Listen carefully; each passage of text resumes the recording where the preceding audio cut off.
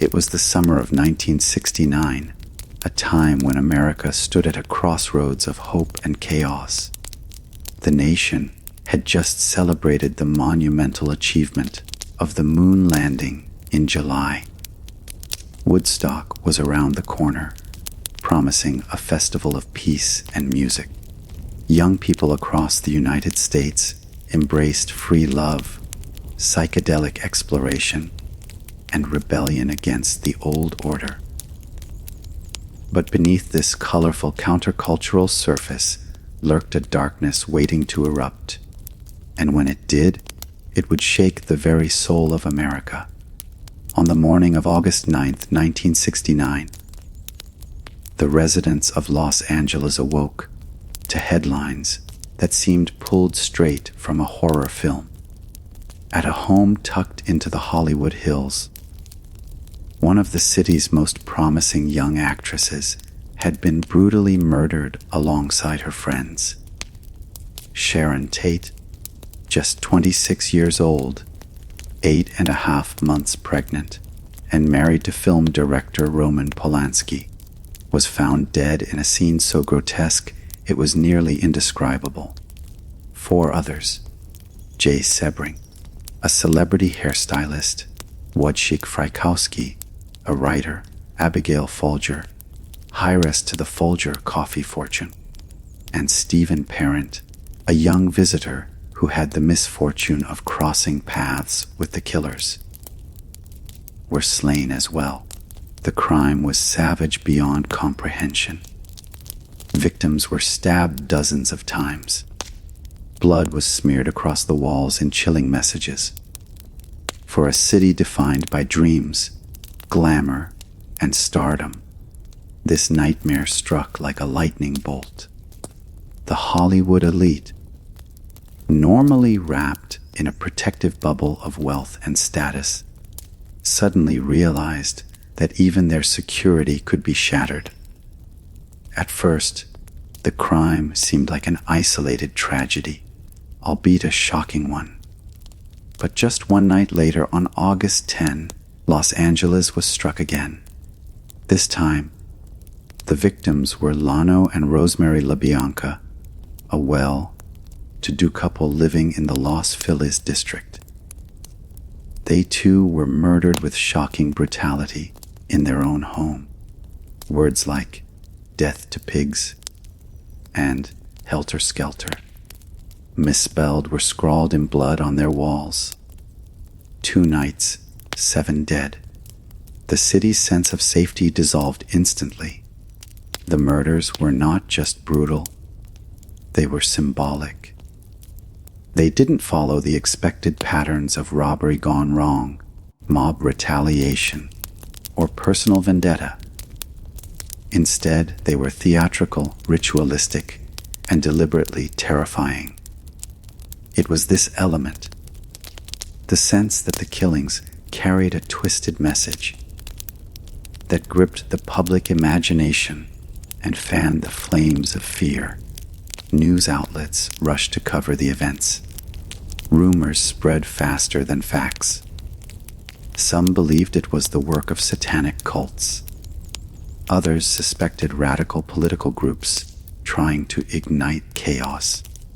The uncertainty only deepened the paranoia. Neighbors locked their doors. Hollywood stars hired private security, and the police were bombarded with false leads.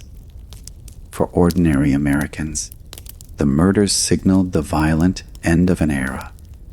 The 1960s had been marked by idealism, youth rebellion, and a belief in building a better world. Yet by 1969, cracks were already showing. Assassinations of leaders like Martin Luther King Jr. and Robert Kennedy, violent clashes over Vietnam, and deepening social divides. The Manson murders, though not understood fully at the time, seemed to confirm the worst fears, that the dreams of the decade had soared into a nightmare. Part of what made the crimes so disturbing was their apparent randomness. Sharon Tate, and her friends were not political figures. The LaBiancas were not public personalities. They were targeted for reasons that were, at first, utterly unclear. When crimes have no logic, people struggle to process them. That confusion created an atmosphere of dread. If it could happen to them, it could happen to anyone. In those first days, the investigation stumbled. The Tate and LaBianca murders were not immediately connected. Detectives pursued different theories, from drug disputes to revenge killings. With each day, frustration grew. The city's sense of security hung in the balance. Meanwhile, the nation outside of Los Angeles watched with morbid fascination. The story spread across newspapers, radio, and television. Images of Sharon Tate, a radiant actress whose career was just beginning, appeared alongside grisly reports of her death. For many, the contrast between her beauty and the horror of her murder epitomized the cruelty of the crime. This was not just another crime story, it was cultural trauma. People began to question the very fabric of American society. How could a country that put men on the moon also produce such senseless violence at home? How could the ideals of peace and love transform into blood and chaos? The murders forced the nation to confront the darker undercurrents flowing through the counterculture, currents that had been overlooked in the optimism of the time. It would be months before the killers were identified, and even longer before the name Charles Manson became synonymous with evil. But even before the trials, before the explanations, the murders themselves became a turning point. They marked the end of the 1960s as a symbol of innocence lost. By the time investigators pieced together the story that a failed musician turned cult leader had orchestrated the crimes, manipulating his followers into carrying out murder to spark a race war. The narrative had already taken on mythic proportions. The murders were no longer just about individual victims or criminals. They became a mirror reflecting America's fear of youth gone astray, fear of brainwashing, fear of violence lurking just beyond the suburban picket fences. The impact was lasting. Journalists, sociologists, and criminologists all pointed to August 1969 as a cultural breaking point. It was the moment when the utopian dream of the 60s collapsed under the weight of its own contradictions.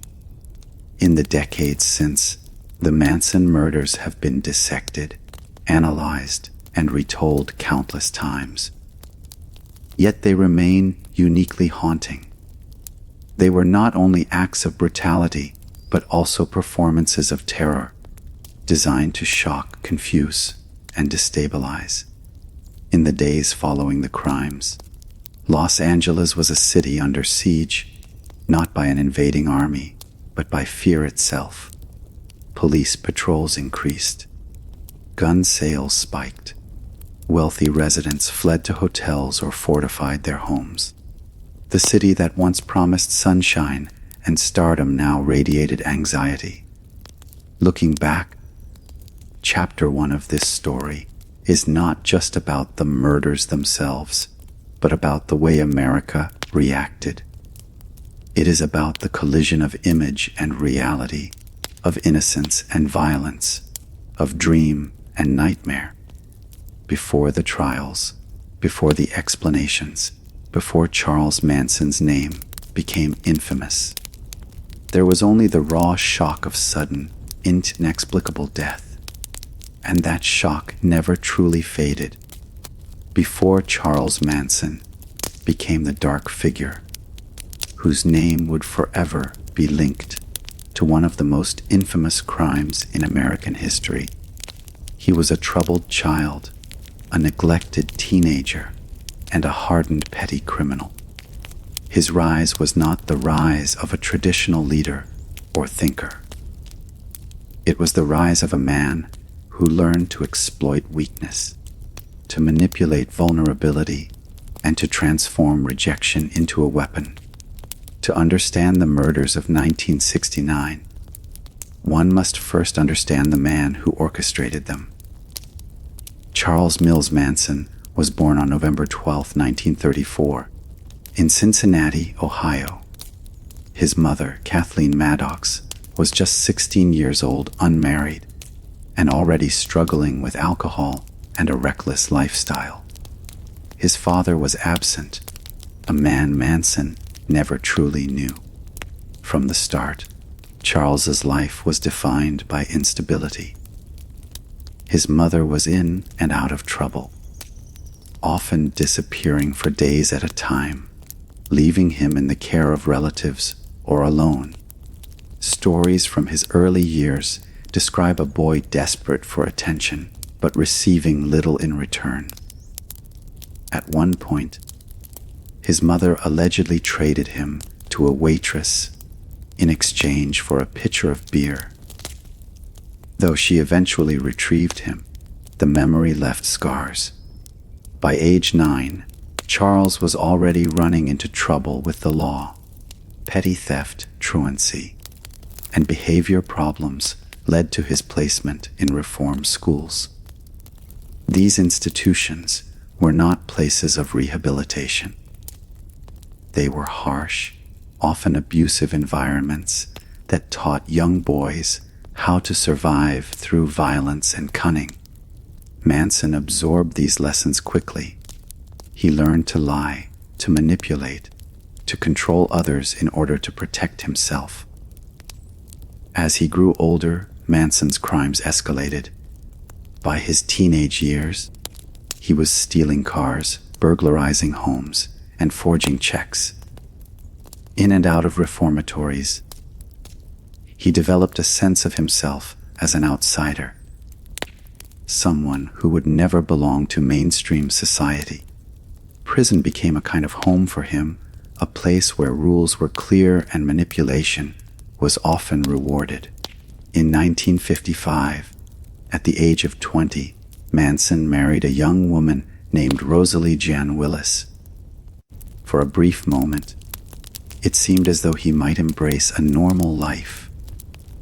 Rosalie gave birth to his first son, Charles Juder, but Manson could not escape his patterns. He was soon arrested for stealing cars and sentenced to 3 years in prison. His wife left him, taking their child. From then on, his family life was fractured permanently. Prison hardened Manson further, but it also shaped him in unexpected ways. He spent time studying self-help books, psychology, and even Scientology. He practiced playing guitar, nurturing dreams of becoming a famous musician.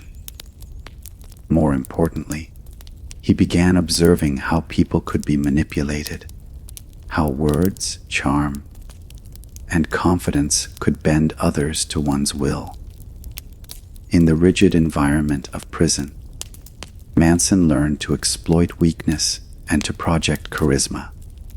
By the time he was released in the mid-1960s, Manson was in his early 30s. He had spent more than half his life behind bars. He emerged into a world that was changing rapidly. The 1960s counterculture was in full bloom. Young people were questioning authority, rejecting traditional values, experimenting with drugs, and seeking new forms of spirituality. For a man like Manson, this was fertile ground. He drifted to San Francisco, where the Haight-Ashbury district was alive with hippie culture. There, Manson reinvented himself. He grew his hair long, played guitar, spoke about love, freedom, and the coming changes in society. But beneath the surface of his spiritual rhetoric was a manipulative streak honed by years of survival. Young people who were lost, searching, or vulnerable were drawn to him. He seemed wise, confident, and almost prophetic. Manson's charisma was not conventional. He was not particularly tall or handsome, and his musical talents were mediocre at best.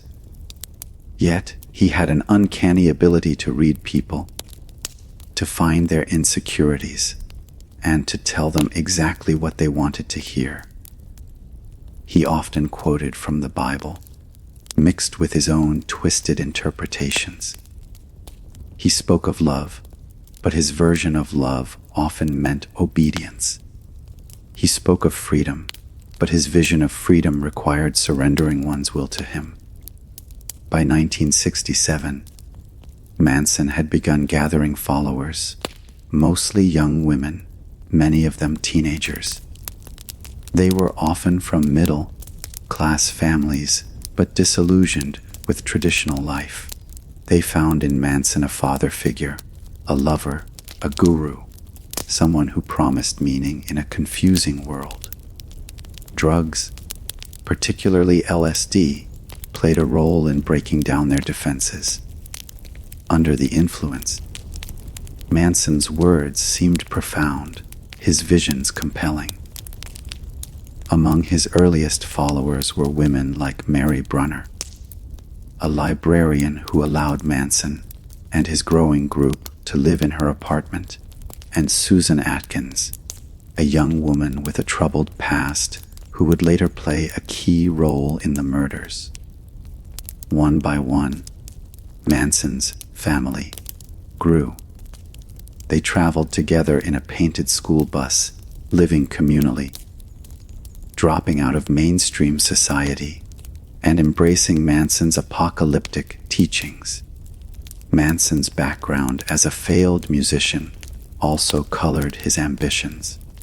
He believed he was destined to become a rock star. He spent time around musicians, including Dennis Wilson of the Beach Boys, who briefly let Manson and his followers stay in his home. For a while, Manson believed his music would be his path to fame and power.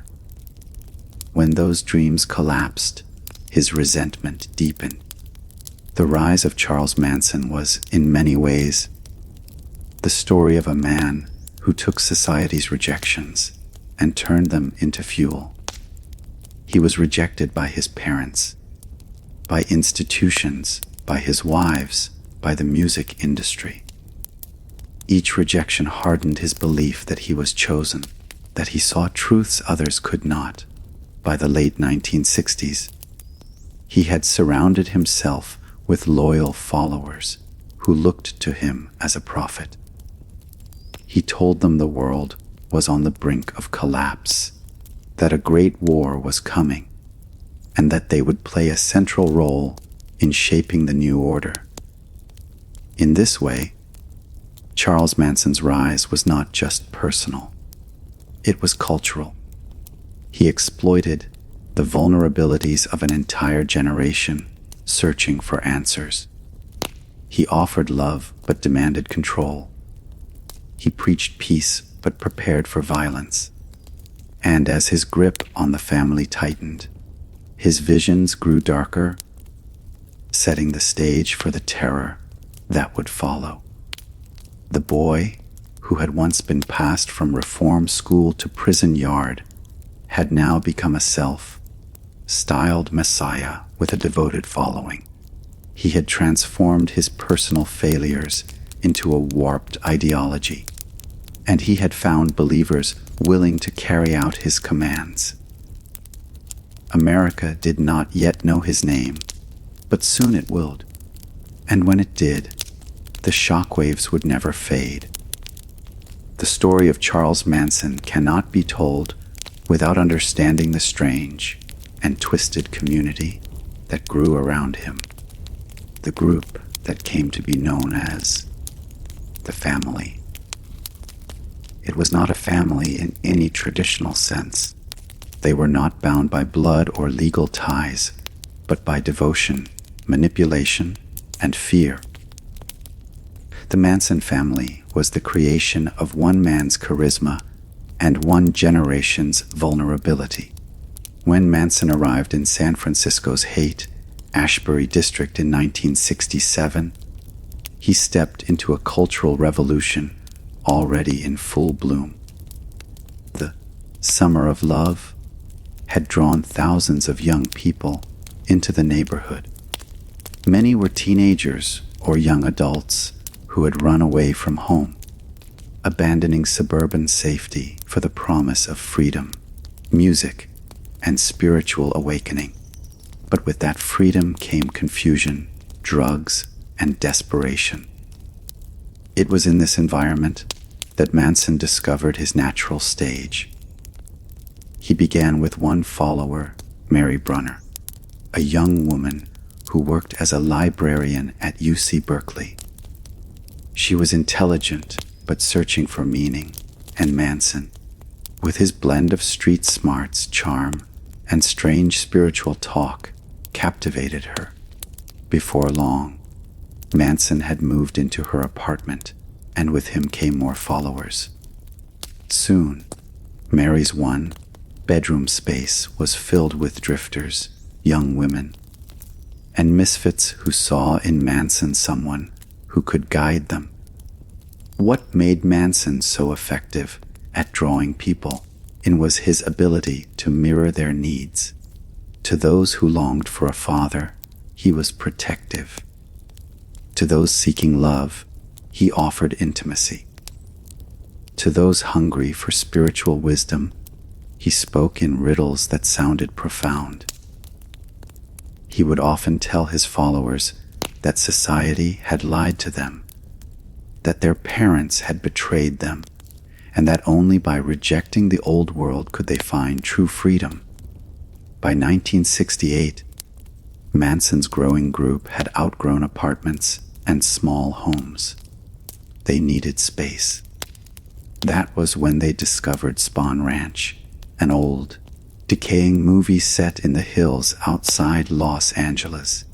George Spahn, the nearly blind elderly owner, allowed the group to stay there in exchange for chores and companionship.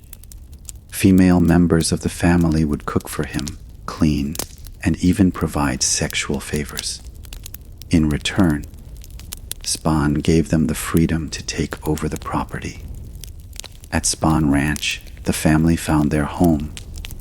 It was dusty, isolated, and surrounded by rugged land, perfect for the kind of insular community Manson wanted. There, he created his own world, free from the rules of mainstream society. He preached to his followers around campfires, often while they were under the influence of LSD. He spoke of love and unity, but his love was conditional. It meant surrendering oneself entirely to him. The core members of the family began to form Susan Atkins, who had grown up in poverty and abuse; Patricia Krenwinkel, a young woman plagued by insecurity; Linda Kasabian, a drifter with a troubled marriage; Leslie Van Houten, a high school beauty queen searching for belonging; and Tex Watson, a Texas-born college dropout drawn to Manson's vision. Most were in their late teens or early 20s, vulnerable and impressionable. Manson positioned himself as both a father and a messiah. He used drugs strategically, sometimes dosing himself lightly while giving his followers heavy amounts of LSD. In their hallucinogenic states, his words became revelations, his ideas divine. He convinced them that he could see into their souls, that he knew their deepest secrets, and that he alone could guide them to salvation. Life at Spahn Ranch was a mixture of freedom and control. The family lived communally, sharing food, clothing, and sexual partners. They roamed the hills, played music, and dreamed of a world without rules. But beneath the surface of this apparent utopia was Manson's iron grip. He controlled who slept with whom, who ate when, and who went on missions to gather supplies. He tore down their individual identities, telling them they were all one being, all extensions of him. Manson often used humiliation as a tool. If a follower displeased him, he would belittle them in front of the others, break down their self-esteem, and then rebuild them with promises of love. This cycle of destruction and validation deepened their dependence on him. He also encouraged them to cut ties with their families, convincing them that parents were agents of a corrupt society. Letters home stopped. Friendships outside the group faded. Soon, the family was their entire world. Music was another tool of control. Manson would play guitar for hours, weaving his apocalyptic visions into songs. He told his followers that his music carried messages from beyond, that the Beatles themselves were prophets whose lyrics foretold the coming chaos. Songs like Helter Skelter became in his mind coded warnings of a racial war that would destroy America. To the family, Manson was not just a man. He was a prophet who spoke in the language of music and visions. Despite his talk of love and peace, violence was never far from the surface. Manson believed that his family might need to fight to survive in the coming collapse of society. He encouraged them to practice with knives and guns. He sent them on petty crimes, stealing cars, breaking into homes, even robbing grocery stores, not only to provide resources, but also to test their loyalty. Each crime deepened their bond and their separation from the outside world. By 1969, the family numbered around 30 to 40 people, though not all were deeply committed. Those who stayed closest to Manson became his inner circle, the ones who would later carry out his commands without hesitation. To outsiders, they looked like a ragtag band of hippies, drifting aimlessly through California. But within the family, they were soldiers of Manson's prophecy, preparing for the day he called Helter Skelter. The birth of the Manson family was not a sudden event, but a slow seduction. It began with a single follower, then another and another, until Manson had built a community entirely centered around him. For the young people who joined, it felt like freedom. In truth, it was a prison without bars, where Manson's will was law. Looking back, the family was a reflection of its time, the yearning for meaning, the rejection of authority, the hunger for love. But it was also something darker, a warning of how easily the lost can be led astray, how charisma can become control, and how the promise of a new world can become the justification for violence. In those early days at Spawn Ranch, the family sang songs, took drugs, and imagined themselves as chosen ones awaiting a great transformation. They did not yet know that their lives would soon descend into murder, that their devotion to Manson would make them infamous, and that their family would become synonymous with terror. The seeds had been planted. The soil was fertile. All that remained was for Manson to give the order. To understand why Charles Manson was able to gather followers, and why his warped vision resonated with so many. One must first understand the cultural backdrop of the 1960s. This was a decade unlike any before in American history, a time of rebellion, idealism, turmoil, and transformation. The counterculture movement, with its promise of peace and love, created opportunities for dreamers and visionaries. But it also created cracks through which manipulators and predators could slip unnoticed. The 1960s began in the shadow of the 1950s, a decade defined by conformity, suburban growth, and rigid social expectations. Families moved into neat houses with white picket fences. Fathers went to work. Mothers stayed home. Teenagers were expected to follow the same path their parents had taken. But by the early 1960s, the younger generation was restless. The civil rights movement challenged America's conscience. The Vietnam War loomed larger each year. Television, music, and literature opened young minds to new ideas. The seeds of rebellion were already being sown. By the middle of the decade, the counterculture exploded. San Francisco's hate, Ashbury became its capital, a neighborhood where thousands of young people gathered to celebrate freedom, music, drugs, and love. The Summer of Love in 1967 brought together a generation eager to build a new world. Psychedelic rock bands, like the Grateful Dead and Jefferson Airplane, provided the soundtrack, while artists and poets declared the birth of a new age of consciousness. The use of psychedelic drugs was central to the movement. Substances like LSD and psilocybin mushrooms were not just recreational. They were seen as spiritual tools.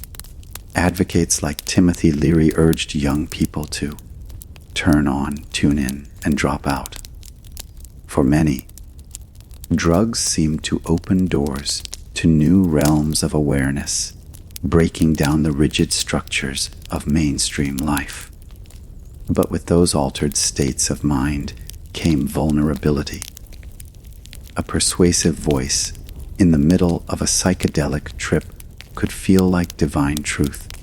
For someone like Charles Manson, drugs became a weapon, one he wielded skillfully. At the same time, the concept of free love flourished. Traditional relationships and marriages were rejected as outdated. Instead, many embraced sexual liberation as a form of rebellion against old moral codes. Communal living arrangements popped up, with groups of young people sharing space, food, and partners. For many, this freedom was exhilarating. For others, it left them untethered, without boundaries or guidance. Again, this environment created openings for leaders like Manson, who could offer structure in the chaos, even if that structure was manipulative. Music was perhaps the most powerful cultural force of the 1960s. The Beatles, the Rolling Stones, Bob Dylan, Jimi Hendrix, and countless others provided not just entertainment, but inspiration.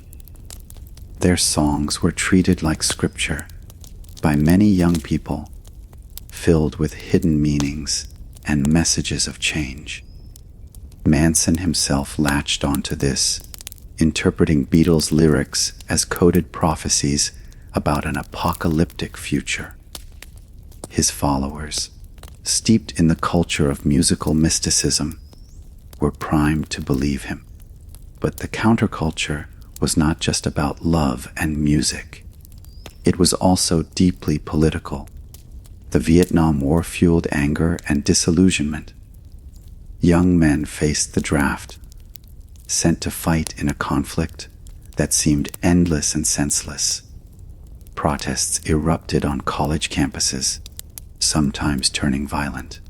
The assassinations of President John F. Kennedy in 1963, Martin Luther King Jr. in 1968, and Robert Kennedy just months later created a sense that the nation itself was unraveling. The promise of peace and unity felt increasingly fragile. The generation gap widened. Parents who had lived through the Great Depression and World War II valued discipline, hard work, and stability. Their children, by contrast, rejected authority, seeking authenticity and liberation. Many young people felt alienated from their families, drifting away to find meaning elsewhere. Charles Manson exploited this divide. He told his followers that their parents didn't care about them, that society had betrayed them, and that only within the family would they find true love and belonging. Religion, too, was in flux. Traditional churches lost their grip on the younger generation, who sought spirituality in new forms: Eastern philosophy, meditation, astrology, and occult practices.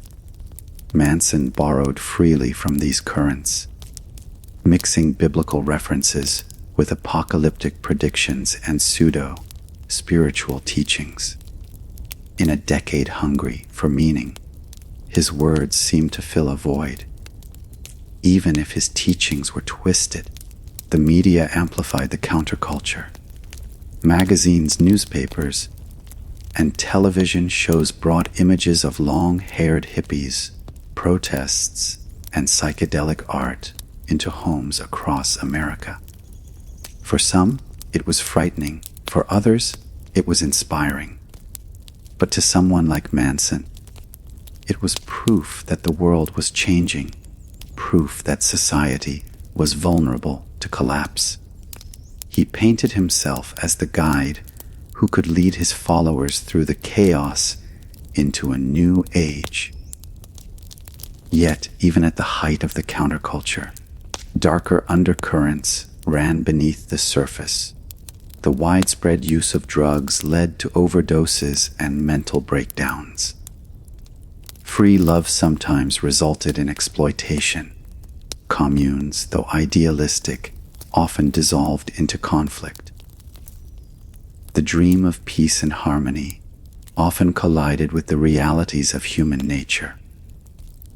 It was in these cracks of disillusionment that Manson found his opportunity. The counterculture's emphasis on breaking rules created a dangerous paradox.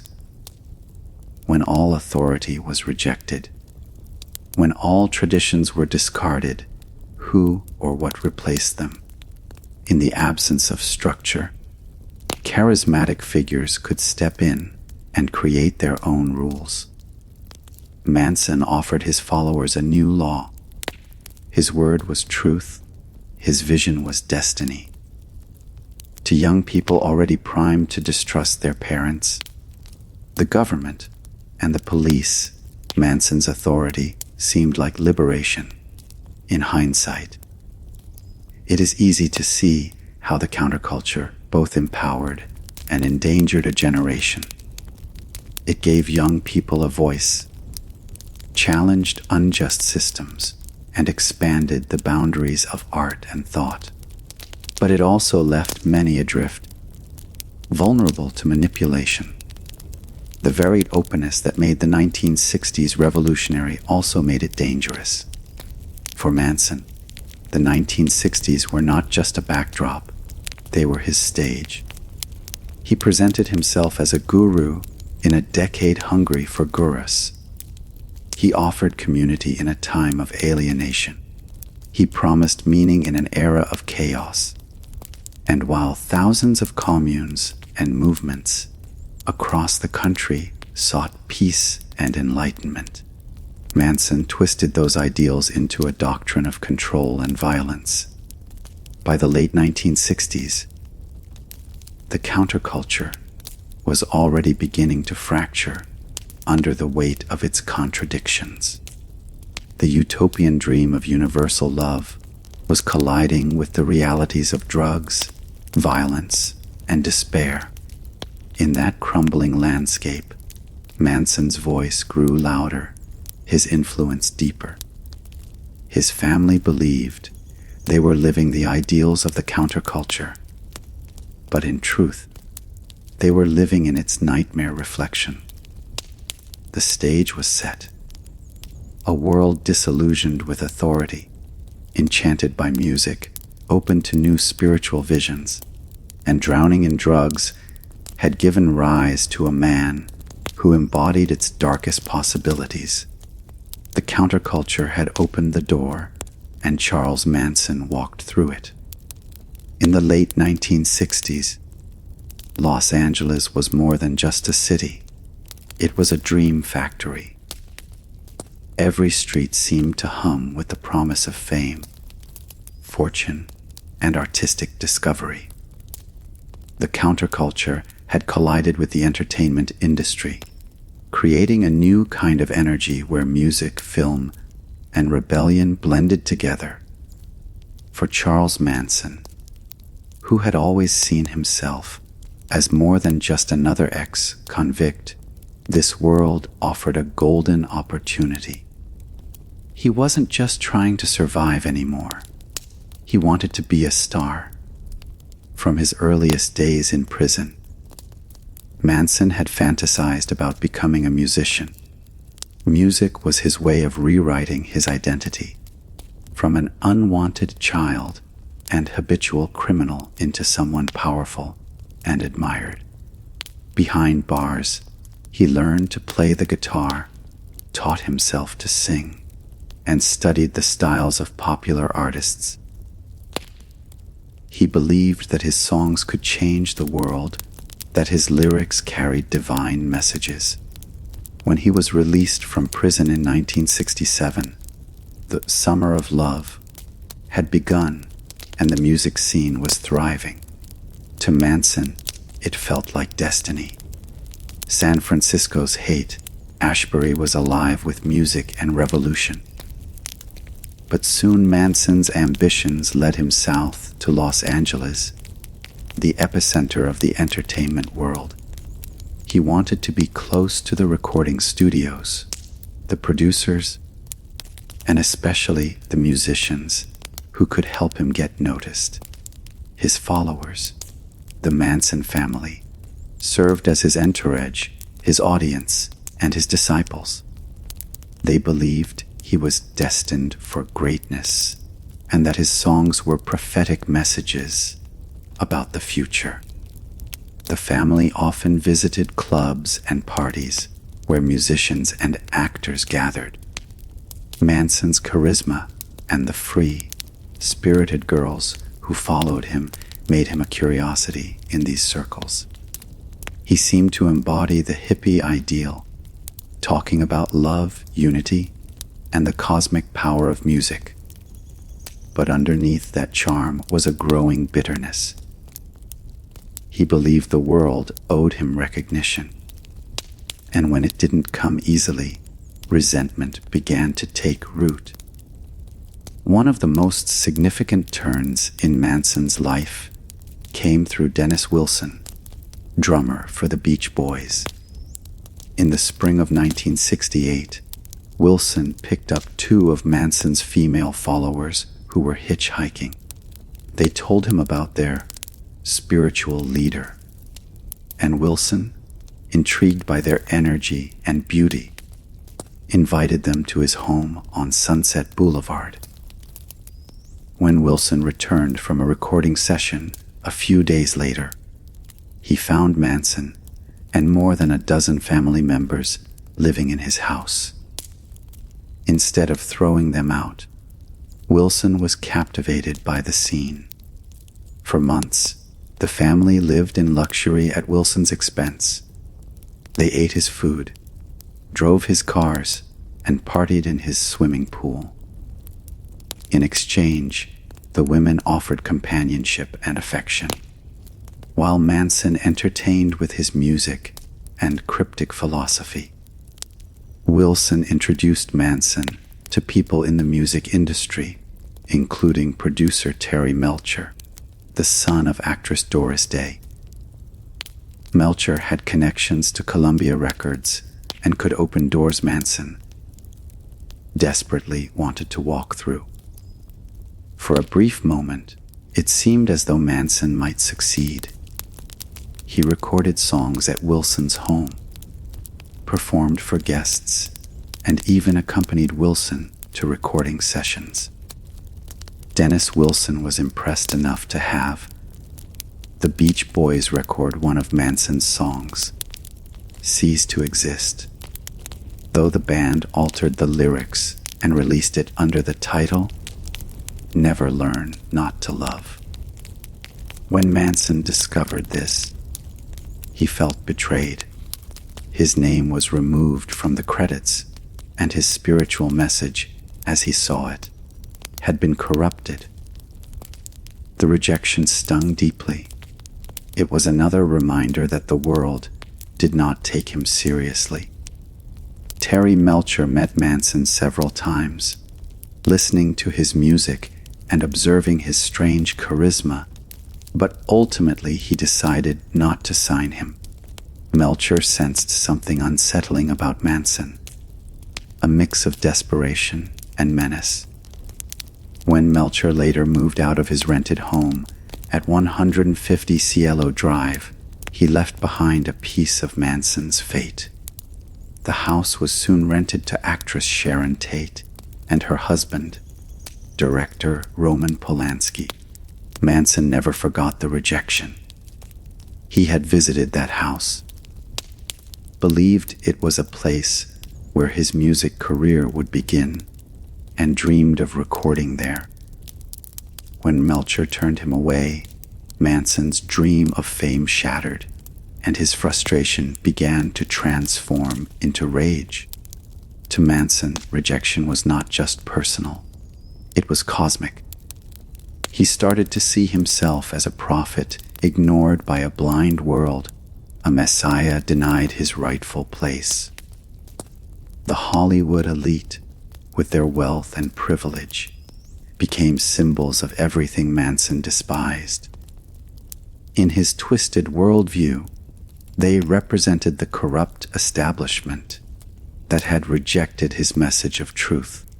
The same people who sang about love and freedom on stage were, in his mind, hypocrites living in decadence. He began to tell his followers that those who lived in the mansions of Los Angeles were parasites feeding off the suffering of others. The world, he declared, was about to change, and the rich and powerful would soon fall. Manson's music remained at the center of his apocalyptic vision. He was obsessed with the Beatles, especially their 1968 White Album. To most listeners, it was a complex and experimental record. To Manson, it was a revelation. He believed the album's songs contained hidden messages meant specifically for him. Helter Skelter, in particular, became his prophecy. He interpreted it as a prediction of an impending race war between black and white Americans. A war he claimed would destroy the existing social order. In his twisted interpretation, the Beatles were angels communicating directly to him through their lyrics. He told his followers that the family would survive the coming chaos by hiding in the desert, and afterward, they would emerge to lead a new world. His failed music career and rejection by Hollywood merged seamlessly into this delusion. He was no longer just a struggling musician. He was a prophet whose message had been ignored by the very people who would soon perish. Hollywood, in many ways, was the mirror against which Manson defined himself. He craved its attention, yet despised its values. His experiences there fed his paranoia and hatred. The glittering promise of fame that had once drawn him now symbolized everything false and corrupt in human society. And as his dreams of success faded, his talk of love gave way to talk of vengeance. The intersection of Manson's world and Hollywood was tragic and inevitable. The same industry that had flirted with him, amused by his eccentric charm, would soon be traumatized by the violence he unleashed. When his followers later walked up the drive of 150 Cielo Drive, they were not just killing innocent people. They were striking at the world Manson believed had rejected him. The role of music and Hollywood in the Manson story is not just about a failed musician's bitterness.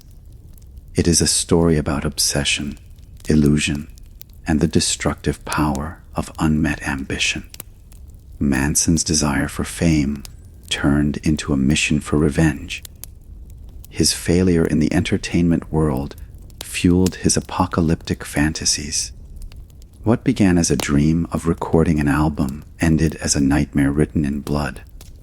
By 1969, the man who once strummed a guitar under California sunsets now preached chaos to his followers under the desert sky. The stage lights he had once sought were gone. In their place burned the fires of delusion and hatred, and soon he would direct his family to make his mark on Hollywood in the only way left to him. Not through music, but through murder by the summer of 1969. The world of Charles Manson had transformed from a hazy dream of music and peace into a dark, apocalyptic prophecy.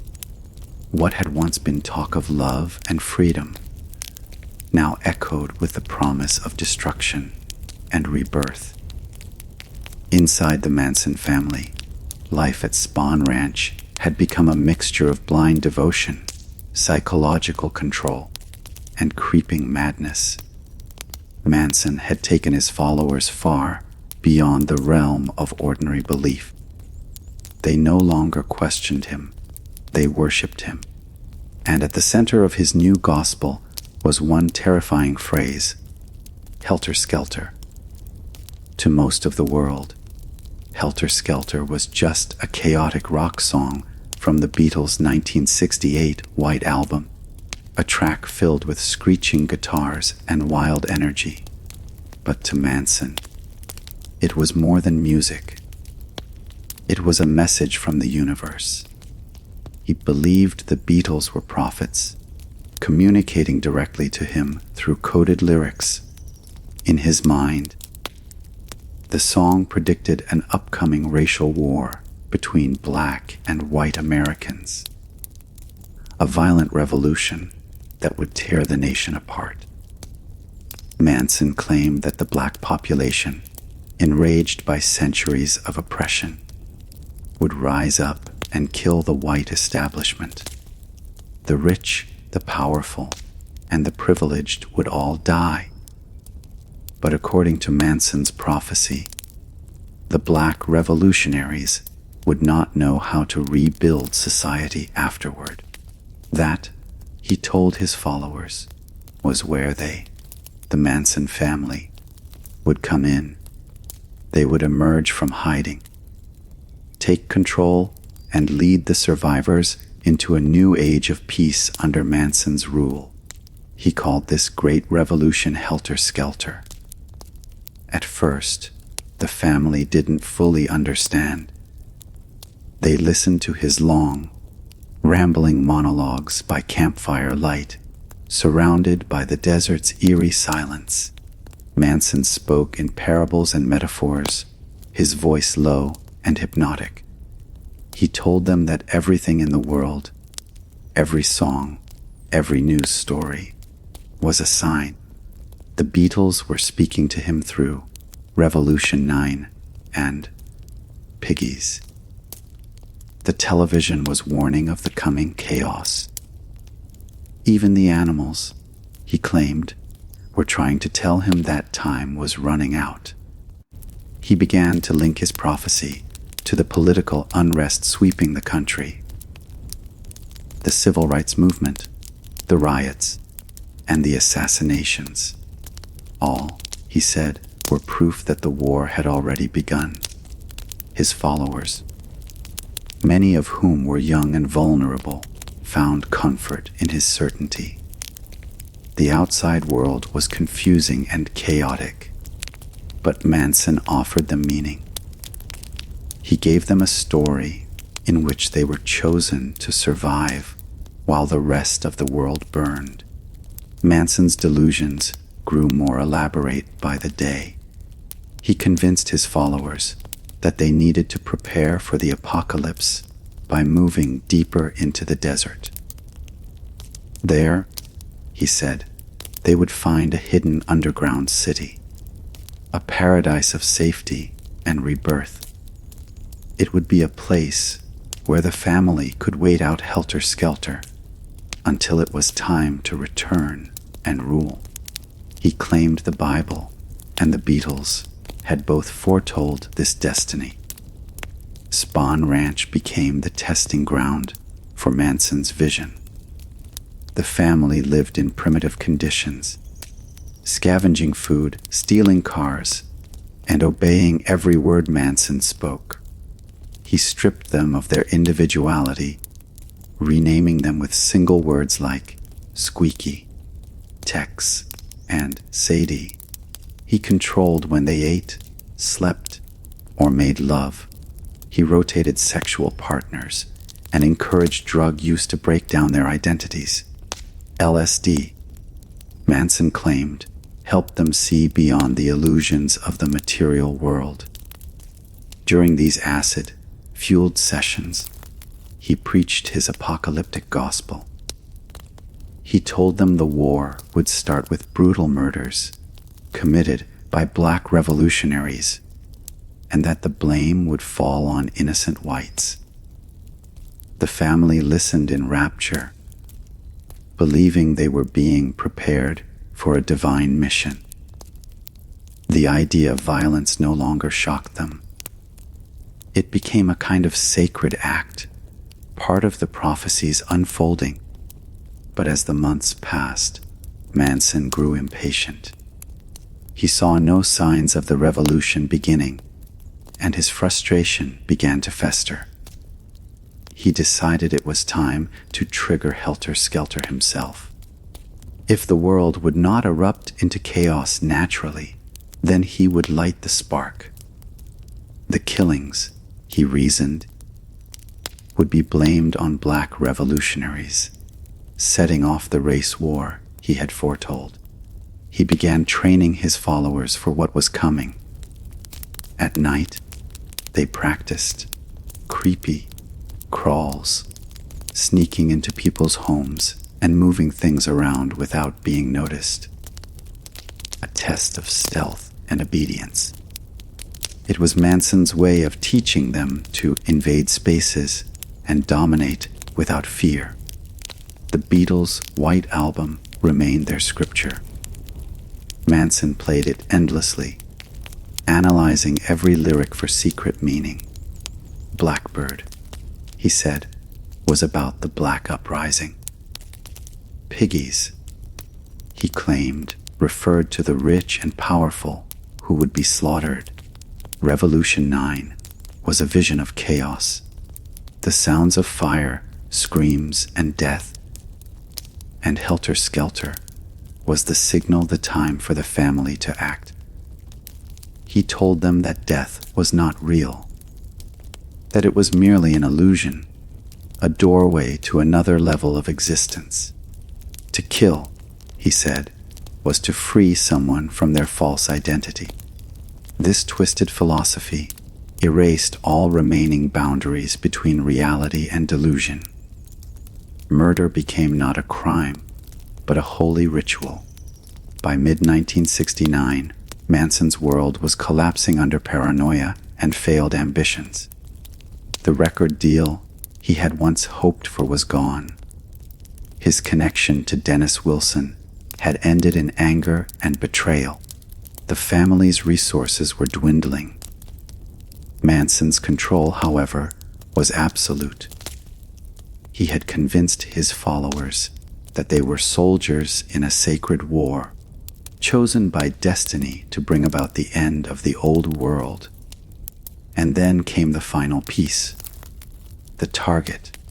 Manson's rage still simmered over Terry Melcher's rejection. In his mind, Melcher had not only denied his music, but had betrayed his destiny, the house where Melcher once lived. 150 Cielo Drive became a symbol of everything Manson hated: wealth, fame, and the Hollywood elite that had laughed him off. He visited the property several times, unaware that Melcher had moved out and that actress Sharon Tate and her husband, Roman Polanski, had moved in. To Manson, it didn't matter who lived there now. The house itself had become the embodiment of his resentment. When he told his followers that Helter Skelter must begin, that was the place they would go.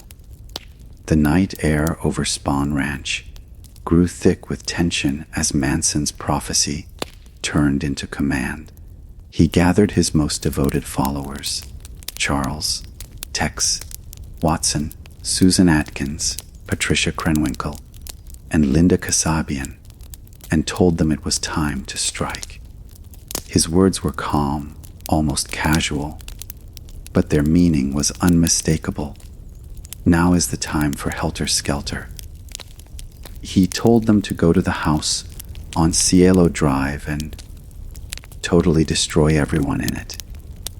To the family, it wasn't just an order. It was destiny. They believed they were about to ignite the revolution that would reshape the world.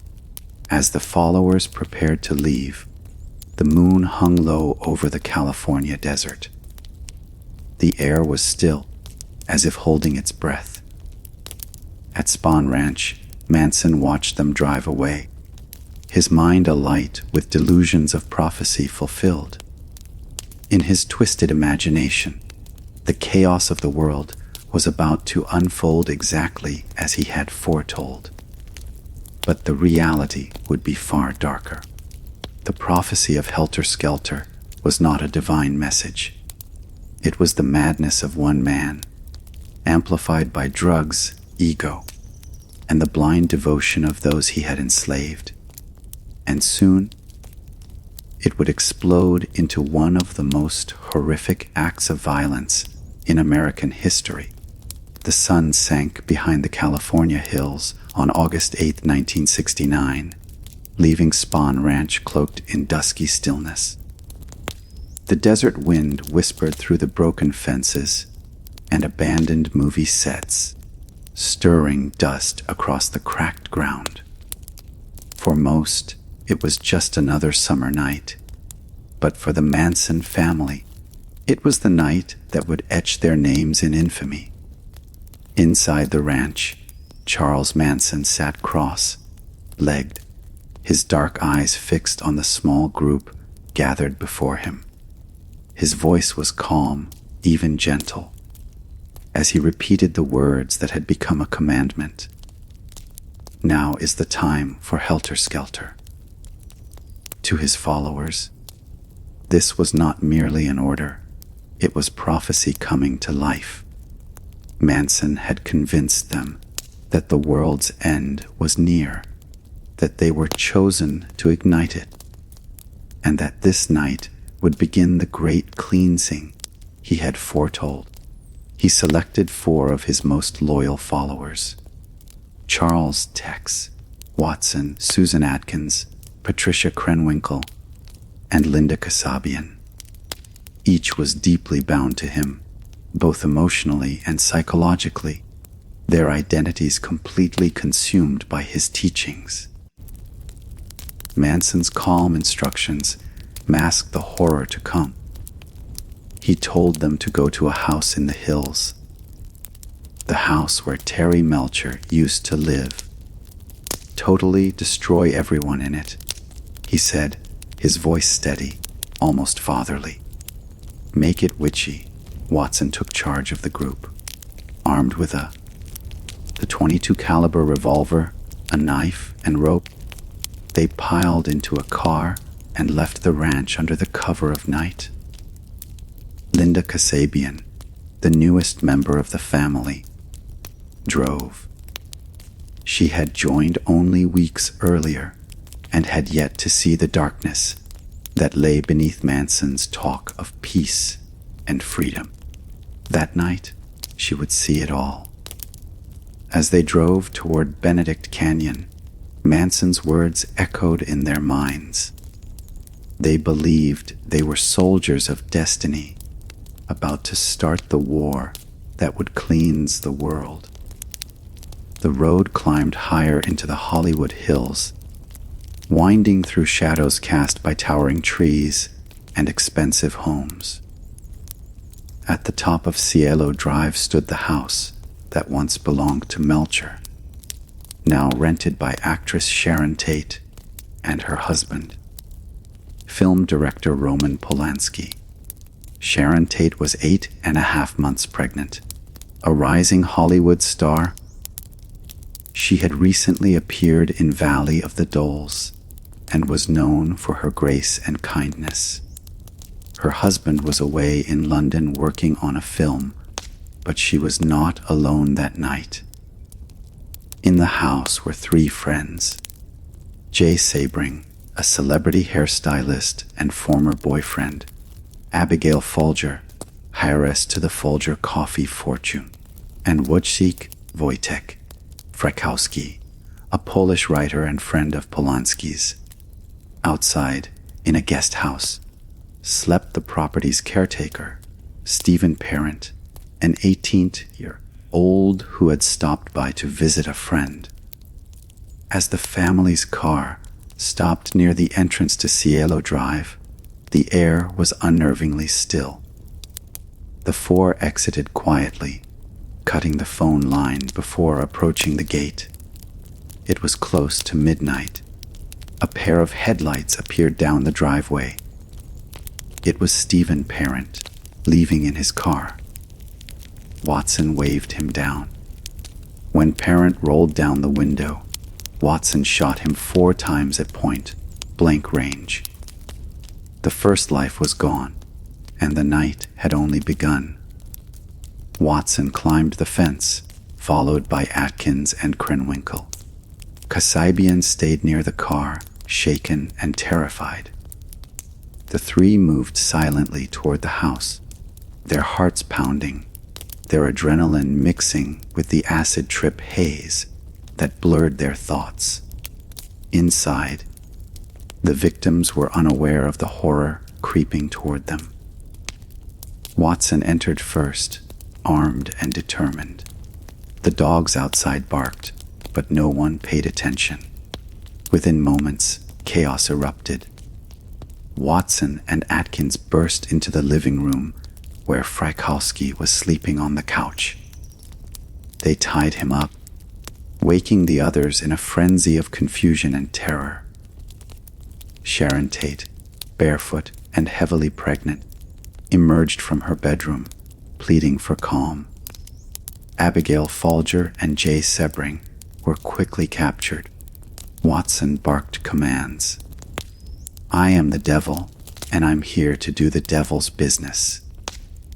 His voice was cold, mechanical, as though he were performing a ritual. Sabring tried to protect Sharon, but was shot and stabbed repeatedly. Folger attempted to flee through the bedroom, screaming for help, but Patricia Krenwinkel chased her into the yard, stabbing her dozens of times as she collapsed into the grass. Frykowski managed to break free and stumbled toward the front door, bleeding and disoriented. But Watson caught him and beat him savagely before delivering the fatal blows. Inside the house, Susan Atkins stood over Sharon Tate, The actress begged for her life and for the life of her unborn child. She offered herself as a hostage, pleading that they spare the baby. But compassion had long since vanished from the family's minds. Under Manson's spell, Atkins saw herself as an instrument of destiny, not a murderer. In a cold frenzy, she stabbed Sharon repeatedly as the young woman cried out for her mother. The baby she carried, a boy, would never be born. The night was filled with screams, then silence. Blood soaked the white walls, the furniture, and the floors. When the killing was done, Watson and the others regrouped, breathing heavily, dazed but obedient. Atkins dipped a towel in Sharon Tate's blood and smeared the word P.I.G. across the front door. It was Manson's signature, his mark to ignite Helter Skelter. When the family returned to Spahn Ranch in the early morning hours, Manson was waiting. They told him what they had done, describing every detail. He listened, quietly nodding. But then, to their surprise, he seemed dissatisfied. He told them they hadn't done it right, that it wasn't chaotic enough, that it didn't fully send the message he intended. The world still hadn't noticed. If Helter Skelter was going to start, they would have to go out again. Back at Cielo Drive, the horror was discovered the next morning by a housekeeper. The scene was so gruesome that even hardened detectives were shaken. The Los Angeles Times would call it a ritual murder beyond comprehension.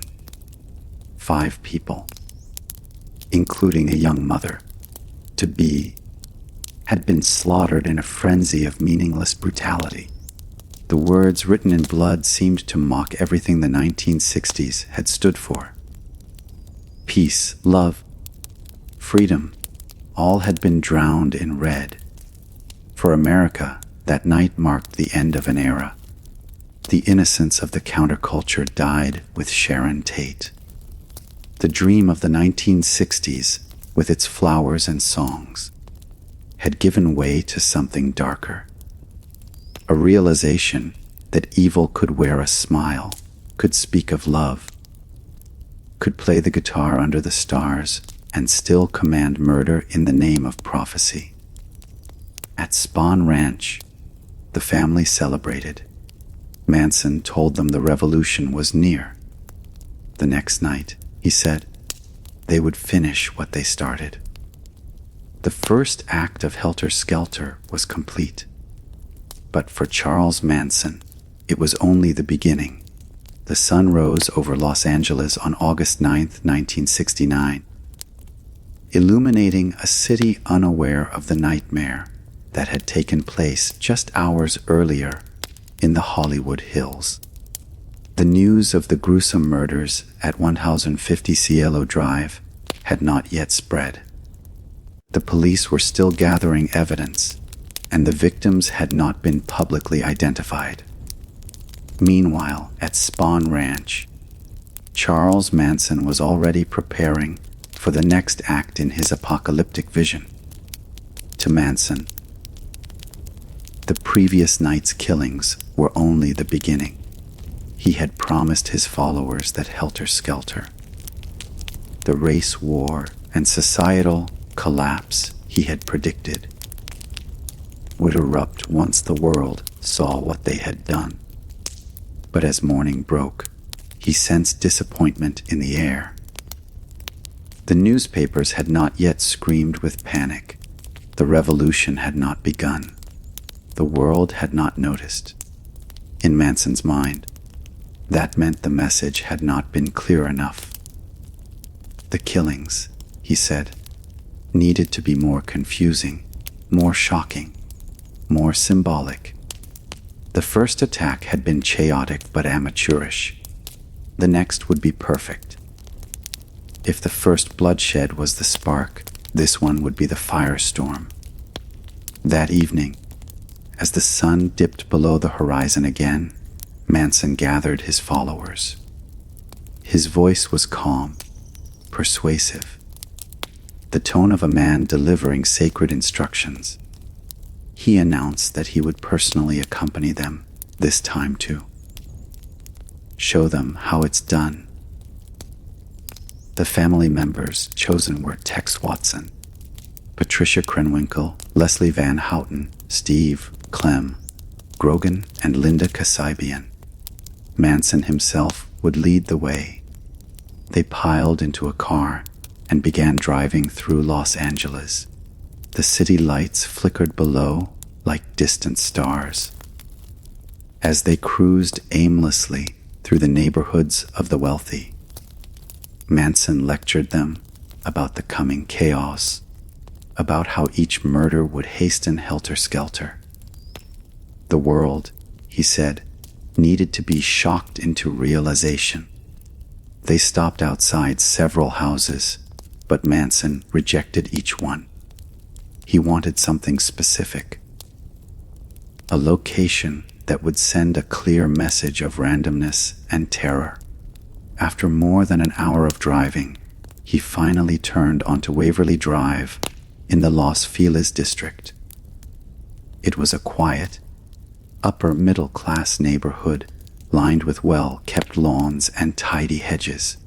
There, at 3301 Waverly Drive, stood the home of Leno and Rosemary LaBianca. Leno was a successful supermarket executive. Rosemary owned a boutique clothing store.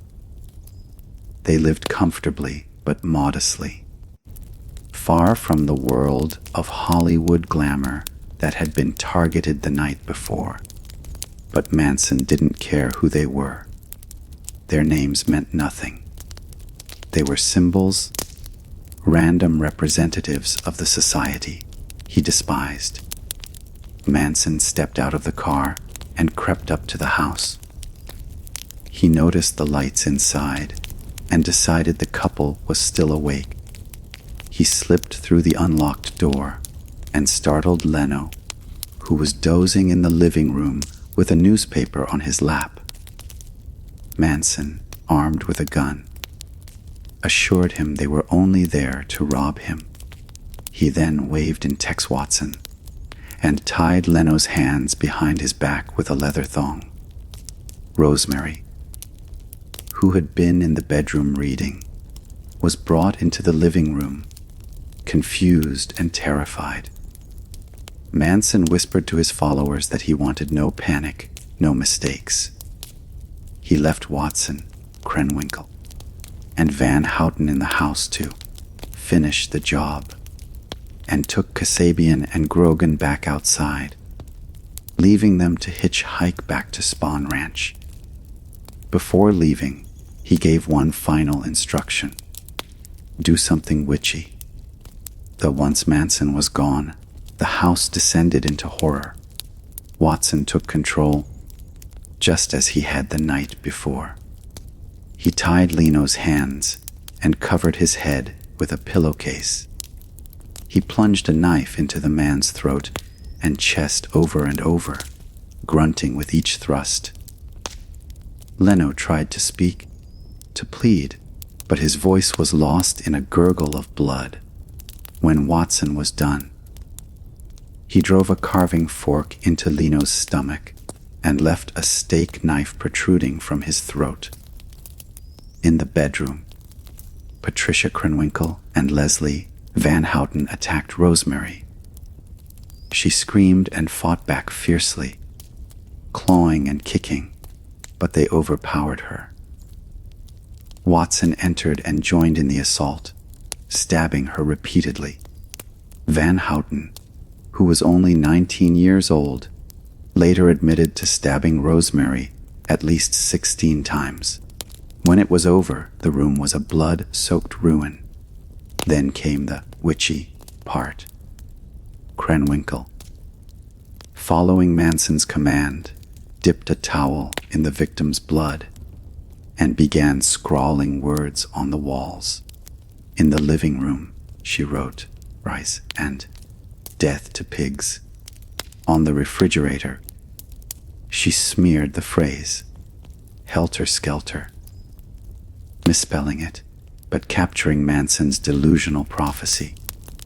The killers ransacked the house to make it look like a robbery, and then calmly walked out, leaving the door unlocked behind them. They drove back to Spawn Ranch in eerie silence, their clothes still stained with blood. When they returned, Manson was waiting. He listened as they described every detail, nodding approvingly.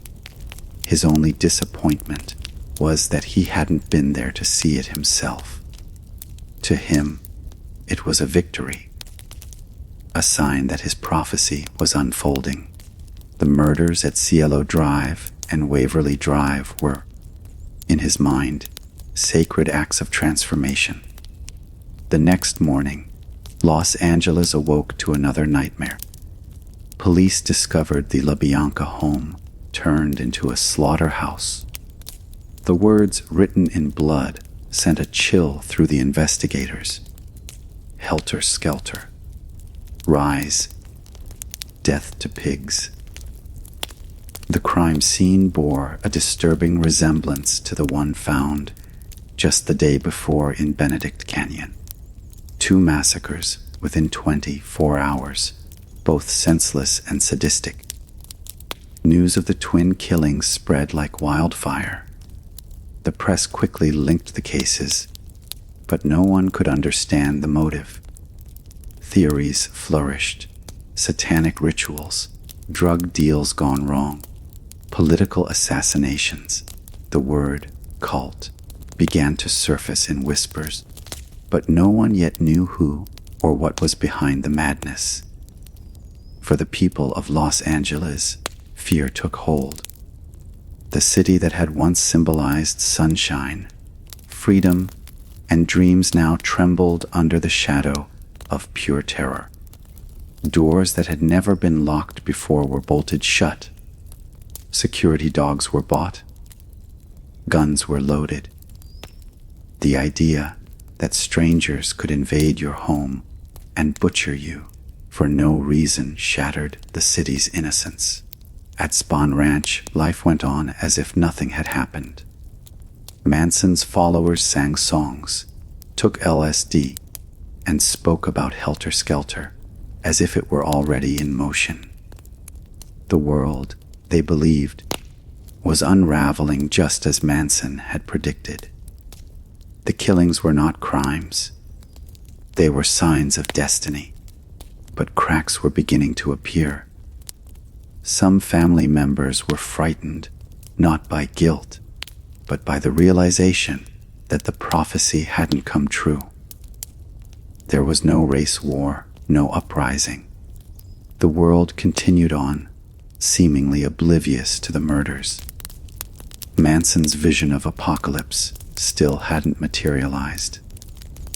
Within weeks, their illusion of safety would crumble. A series of small mistakes, a careless encounter, and a few broken loyalties would bring the entire family crashing down. The nightmare they unleashed would soon turn inward, consuming them all. For now, though, Manson smiled in the desert night, surrounded by his followers, believing that he had changed history. In his twisted mind, Helter Skelter had begun. The rest of the world was just slow to catch up. Morning light crept over Los Angeles on August 10, 1969, revealing a city on edge. The front pages of newspapers were already filled with the horror from Cielo Drive. 5 people, including the young actress Sharon Tate, brutally murdered in what police called ritualistic fashion.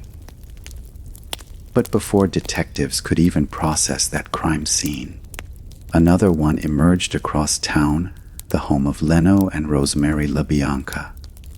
2 more people dead, stabbed dozens of times, their walls smeared with words written in blood. Helter Skelter, Rise, Death to Pigs. The city of angels had turned into a city of fear. For investigators, the murders seemed too bizarre, too savage, and too symbolic to be random. The brutality and eerily similar details suggested a link, but the lack of any clear motive left detectives scrambling in confusion. The Los Angeles Police Department was divided into separate jurisdictions, and that division would prove disastrous. The Tate case fell under the West Los Angeles Division, while the LaBianca case belonged to the Northeast Division. Communication between the two was limited, and in those crucial early days, detectives failed to connect the dots. At the Tate residence, the scene was a nightmare frozen in time. The bodies of Sharon Tate, Jay Sebring, Abigail Folger, Wojciech Frykowski, and Stephen Parent lay amid chaos, blood on the walls, bullet casings on the floor, ropes dangling from beams, and the word PIG scrawled in blood on the front door. Detectives John Van Houten and L.T. Robert Helder tried to make sense of it all, noting every gruesome detail. But the house offered more questions than answers. Who could have wanted Sharon Tate dead? Was it revenge against her husband, Roman Polanski? Was it a drug deal, a satanic cult? Hollywood's rumor mill churned with speculation. Some said it was the mafia. Others whispered about occult sacrifices. Still others suspected jealous lovers or deranged fans. At the same time, another team of detectives stood in the quiet Los Feliz home of Leno and Rosemary LaBianca, staring at a nearly identical scene. Savage overkill, writing in blood, and no apparent motive. The similarity was impossible to ignore, yet the investigators in each case worked separately, unaware that the same killers were responsible for both. The panic in Los Angeles was immediate and overwhelming. Newspapers ran headlines like "Ritual Murders Baffle Police" and "The City of Fear." Hollywood's elite, once carefree and trusting, now barricaded themselves behind locked doors and armed guards. Even celebrities like Frank Sinatra, Steve McQueen, and Elizabeth Taylor hired personal security. It felt as though evil had walked straight into their homes, and no one knew why. The police followed every lead they could find, but each one led nowhere. At Cielo Drive, they discovered drugs in the home. A few marijuana joints, a small quantity of hashish. That was enough for some detectives to jump to conclusions. Perhaps it was a drug deal gone wrong, they theorized. Perhaps the victims had crossed the wrong people. They focused heavily on the victims' social circles, especially Frykowski and Folger, who were known to associate with the Hollywood party scene. The press ran with it, painting a lurid picture of Hollywood decadence. But it was a fatal misdirection. The truth lay far from the glamorous hills. In a rundown movie ranch on the edge of the desert, where a self-proclaimed messiah named Charles Manson ruled a group of young followers with drugs, fear, and twisted prophecy.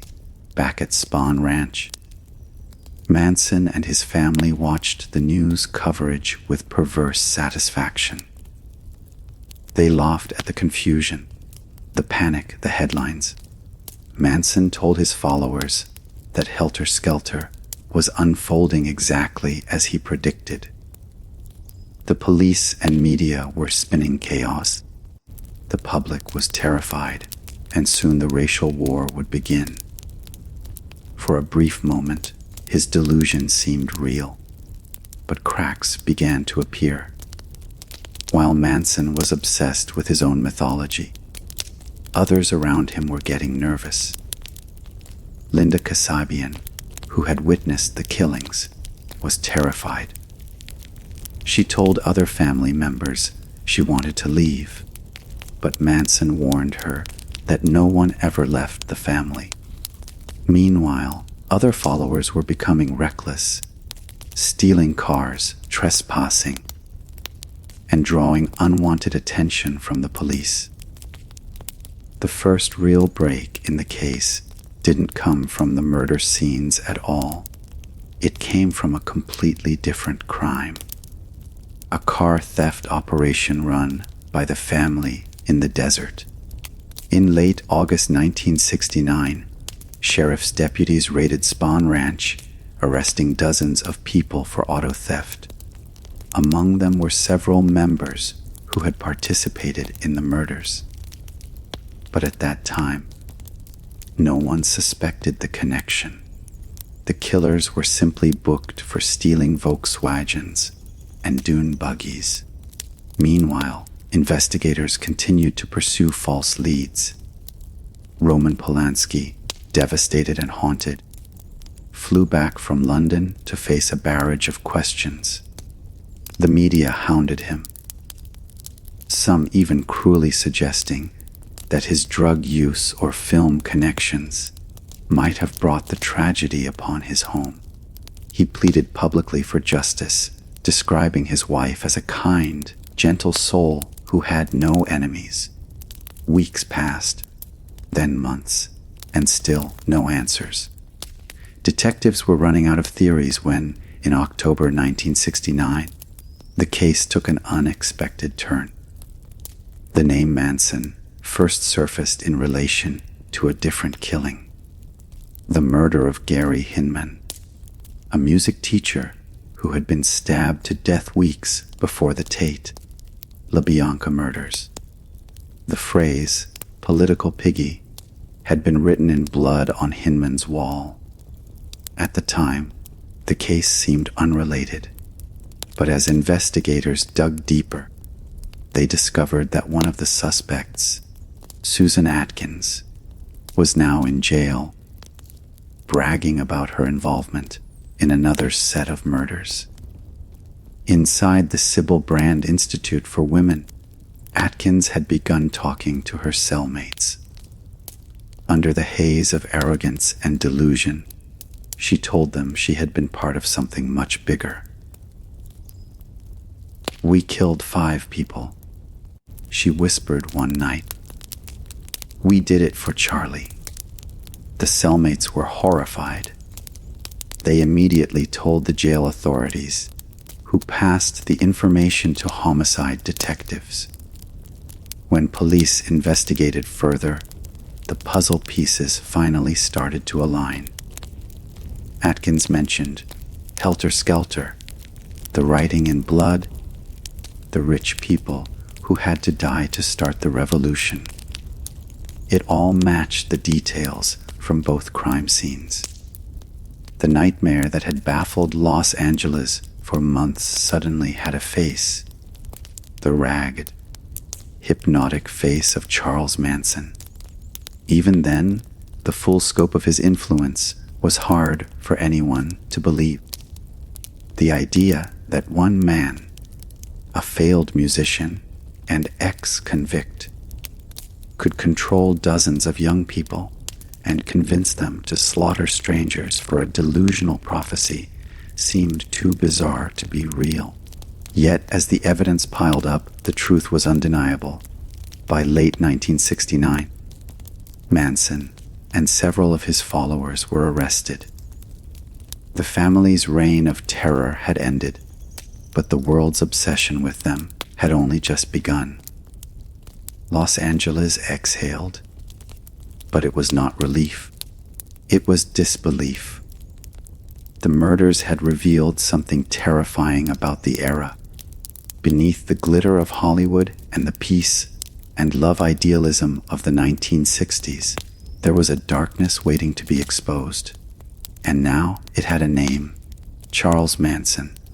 By the fall of 1969, Los Angeles was a city haunted by terror and mystery.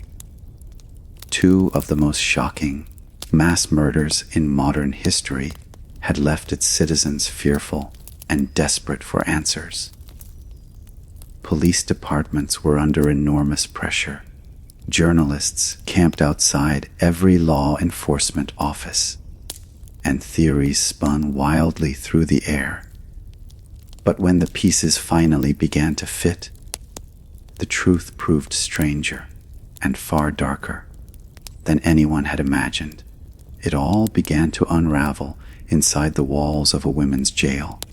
Susan Atkins, one of Charles Manson's most devoted followers, had been arrested in October 1969 in connection with the murder of Gary Hinman, a musician and small-time drug dealer.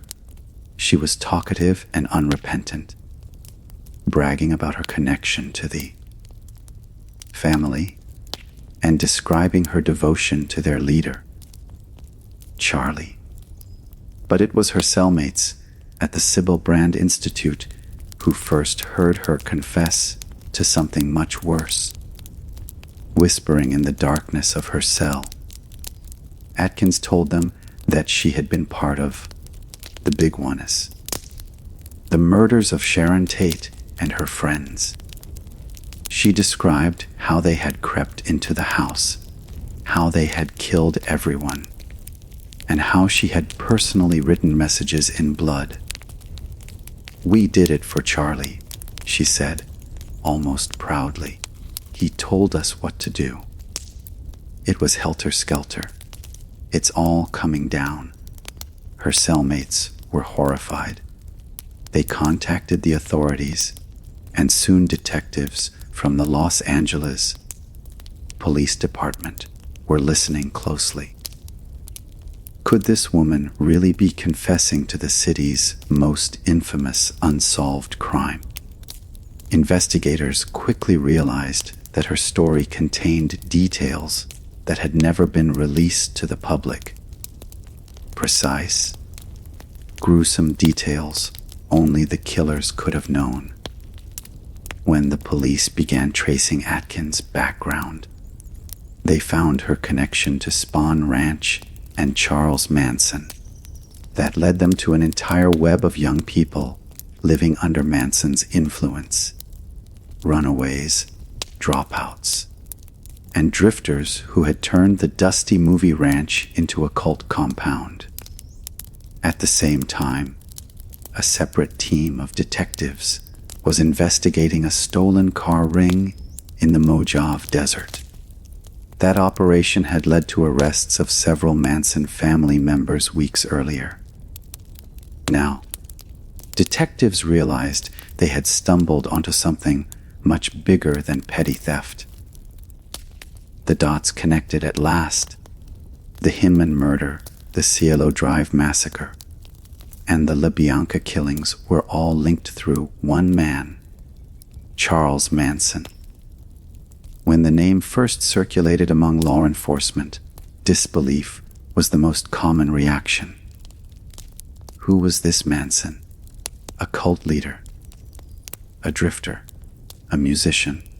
Few had heard of him, but those who had encountered him described a magnetic, manipulative man with piercing eyes and a hypnotic way of speaking. To some, he was charming. To others, he radiated pure menace. Detectives raided Spahn Ranch again, this time not for stolen cars, but for murder suspects. The place was filthy and chaotic. A ghost town filled with the remnants of broken people. They found Manson hiding in a small cabinet under a sink, silent and smiling, as if daring them to understand what he had done. He didn't resist arrest. Instead, he smirked as officers dragged him away, as though the moment had been scripted just for him. Soon, other members of the family were rounded up: Tex Watson, Patricia Krenwinkel, Leslie Van Houten, Linda Kasabian, and others. Each seemed eerily calm, almost serene, as if unaware of the gravity of their crimes. Some even sang as they were loaded into police cars. Back at headquarters, interrogations began, but Manson had prepared them well. For years, he had conditioned his followers to obey him blindly, to see the world as divided between us and them. He told them that lies were truth and that police and courts were instruments of oppression. Even when confronted with overwhelming evidence, the family remained loyal. Detectives tried every tactic. They separated the members, confronted them with photos of the victims, described the crime scenes, and played on their guilt. For days, no one cracked. They repeated Manson's phrases like mantras. Charlie's love is everything. We are all one. There's no such thing as death.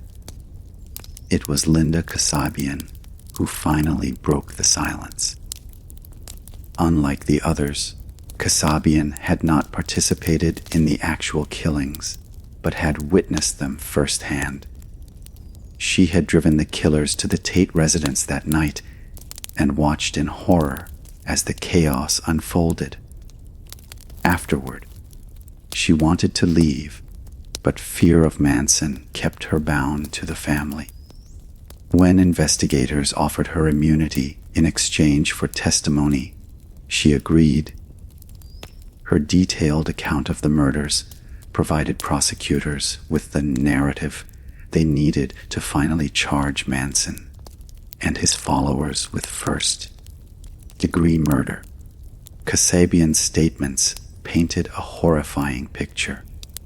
Manson had ordered the murders as part of his Helter Skelter prophecy, believing that a race war was imminent. He sent his followers to kill the wealthy and famous, to spark chaos and frame black revolutionaries, igniting the apocalyptic war he had long predicted. Her testimony also exposed Manson's true control over his followers, a control so absolute that they committed murder without question, driven by fear, drugs, and blind devotion. He was like God to them, one investigator said. They didn't think for themselves. They were extensions of his will. Meanwhile, Manson sat in his cell, enjoying the chaos he had unleashed. He carved an X into his forehead to symbolize that he had been crossed out of the system. His followers did the same, showing up to court with matching marks, singing songs, and shouting loyalty pledges. What should have been a grim legal process became a media spectacle, a circus of madness broadcast to the entire world. The arrest of Charles Manson and his followers marked the end of one of the most terrifying chapters in American criminal history, but it also opened a new one, the trial. The public was both horrified and fascinated. Who was this man who could control others so completely? What kind of ideology could justify such brutality? The media couldn't get enough. Manson's image, wild hair, penetrating eyes, that haunting smile became a symbol of evil. Reporters swarmed the courthouse. Photographers camped outside the jail, and television anchors speculated endlessly about the family's twisted beliefs. Even as evidence mounted, Manson remained defiant. "I didn't kill anyone," he told reporters. "You people did. You're all guilty." It was classic manipulation, shifting blame, sowing confusion, and maintaining his image as a misunderstood prophet rather than a murderer. But the truth was undeniable. The family's confessions, combined with Kasabian's eyewitness testimony and the forensic evidence from the crime scenes, left little doubt. Manson might not have wielded the knife himself, but he had orchestrated every detail. From the choice of victims to the words written in blood by the end of 1960. Charles Manson and several of his closest followers were formally charged with 7 counts of murder and 1 count of conspiracy to commit murder. The stage was set for a trial unlike any other in American history. A legal battle that would expose the darkest corners of human psychology and the terrifying power of belief. The city of Los Angeles, once glamorous and golden, now carried an invisible scar. The Manson family had not just murdered innocent people, they had murdered the illusion of peace, innocence, and safety that defined the 1960s.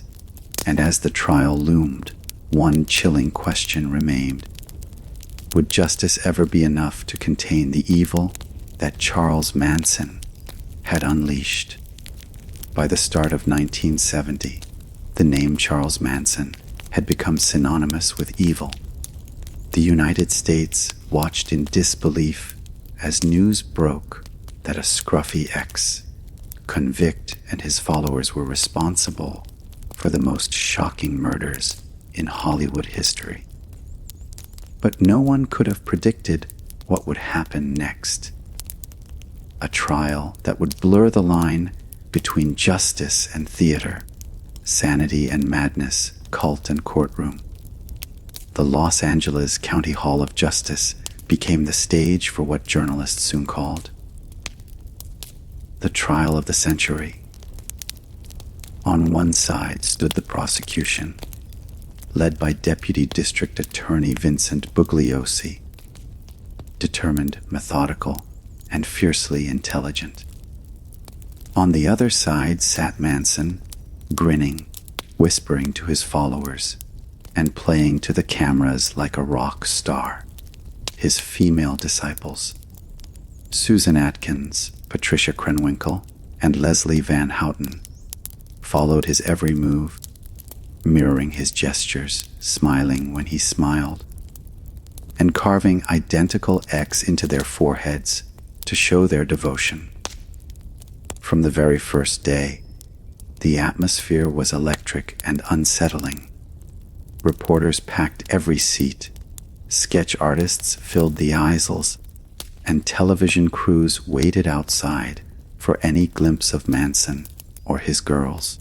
The courthouse buzzed with rumor and fascination, not only because of the brutal crimes, but because of the bizarre cultish loyalty that surrounded their leader. Charles Manson arrived each day like a man entering a performance. He stared at jurors, smirked at the judge, and sometimes muttered under his breath. Once, he even leapt at the bench, lunging toward the judge with a pencil in his hand before being tackled by deputies. On another day, he calmly held up a newspaper headline that read, "Manson guilty. Nixon declares," trying to convince the court that the president himself had prejudged the case. To the prosecution, these antics were part of Manson's strategy, chaos and confusion. But to the public, it was captivating, terrifying theater. Vincent Bugliosi faced an enormous challenge. He had to prove that Manson was guilty of murder, not because he personally wielded a knife or fired a gun, but because he ordered others to do so. It was a radical concept at the time, known as vicarious liability. The prosecution argued that Manson's psychological manipulation, his planning, and his ideological control over his followers made him every bit as guilty as those who carried out the killings. To make that case, Bugliosi turned to the one person willing to talk, Linda Kasabian. As the state star witness, she had been granted immunity in exchange for her testimony. When she took the stand, the courtroom fell silent. Her quiet, trembling voice carried the weight of horror. She described how Manson had chosen the victims, how he had ordered Tex Watson and the girls to kill everyone in the house, and how she had stood outside, too afraid to stop it, but too horrified to join in. Her testimony stretched over days, detailing both nights of murder, the chaos, the screams, and the blood. She described Sharon Tate's pleas for mercy and Tex Watson's cold response. "You're going to die." Her words brought many in the courtroom to tears. Even hardened journalists admitted they had never heard anything like it. The defense tried to discredit her, painting her as a liar or a drug-addled participant seeking freedom. But her story never wavered. She was calm, consistent, and deeply human. Everything Manson's other followers were not. As the trial dragged on, Manson continued to manipulate. He whispered to his co-defendants, passed notes, and glared at the jury. When the judge finally barred him from speaking freely, he found other ways to make his presence felt. The three women, Atkins, Krenwinkel, and Van Houten, behaved as if hypnotized.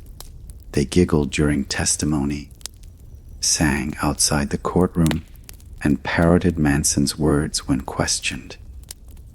When asked why they did it, they all said the same thing. "Charlie told us to." Outside the courthouse, more members of the Manson family camped on the sidewalk. They carved X into their foreheads, carried knives, and chanted songs about Helter Skelter. They claimed the trial was a conspiracy, that the system was killing their leader. Some even offered to kill the judge in exchange for Manson's freedom. The line between the courtroom and the cult blurred completely. Bugliosi's strategy revolved around explaining Manson's ideology, the so-called Helter Skelter prophecy. He showed how Manson believed a race war was coming, inspired by a twisted interpretation of Beatles lyrics. He claimed Manson wanted to ignite this war by murdering wealthy white victims and making it look like the work of black revolutionaries. The prosecution presented evidence of Manson's obsession with control, his apocalyptic sermons, and his deliberate planning of the murders. The jury listened to weeks of testimony from former family members, including Paul Watkins and Brooks Poston, who described life at Spahn Ranch. They spoke of LSD-fueled sermons where Manson preached about death, fear, and cleansing the world through chaos. He told them he was Jesus, the devil, and the final prophet all at once. Bit by bit, Bugliosi built his case, not of random violence, but of orchestrated madness. He painted Manson as a manipulator who saw himself as the conductor of Armageddon. The defense, led by attorney Irving Kanarek, attempted to portray Manson as a scapegoat, a victim of his followers' excesses. But Manson sabotaged even that strategy. He openly mocked his own lawyers, declared he wanted to represent himself, and delivered bizarre, rambling monologues about love, death, and destiny. The judge eventually revoked his right to self-representation after one outburst too many. The trial lasted more than 9 months, one of the longest in American history at that time. Each day brought new headlines, new gasps, and new evidence of just how deep Manson's influence had run. Then, on January 25, 1971, after 9 days of deliberation, the jury returned their verdict guilty. Charles Manson, Susan Atkins, Patricia Krenwinkel, and Leslie Van Houten were all convicted of first-degree murder and conspiracy to commit murder. When the verdict was read, Manson turned to the jury and smiled, that same chilling, cryptic smile that had haunted the world. The women beside him began chanting, "The judge is guilty. Society is guilty." The penalty phase came next. The prosecution demanded the death penalty, arguing that the murders were among the most cold-blooded and senseless in modern history. The defense begged for mercy, but the jury's decision was swift. On March 29, 1971, Manson and his co-defendants were sentenced to death in the gas chamber. When asked for his final statement, Manson spoke calmly. "You people have judged yourselves," he said. "You are all the same as me." It was a perfect reflection of his warped worldview. A man who believed he was beyond morality, beyond guilt. As deputies led him away, he flashed a peace sign to the cameras. The girls followed suit, smiling eerily, as though none of it were real. Outside the courthouse, Vincent Bugliosi addressed the press. "This case," he said, "is a warning.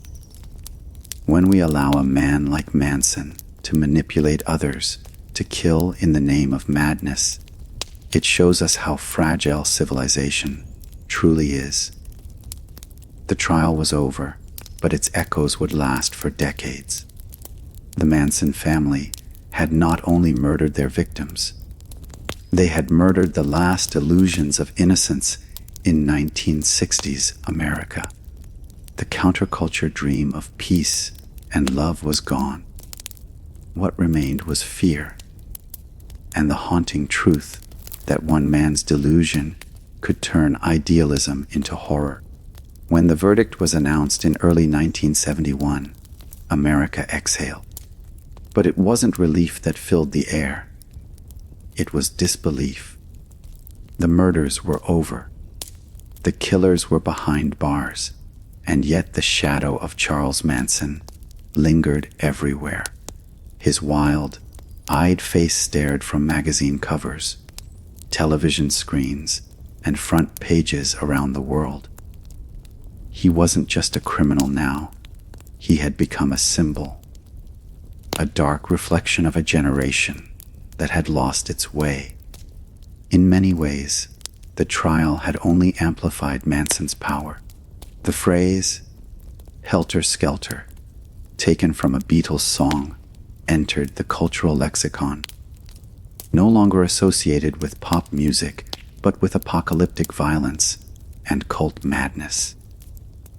The world watched as Manson turned his courtroom into a theater of insanity, his followers into puppets, and his philosophy into a kind of anti-religion.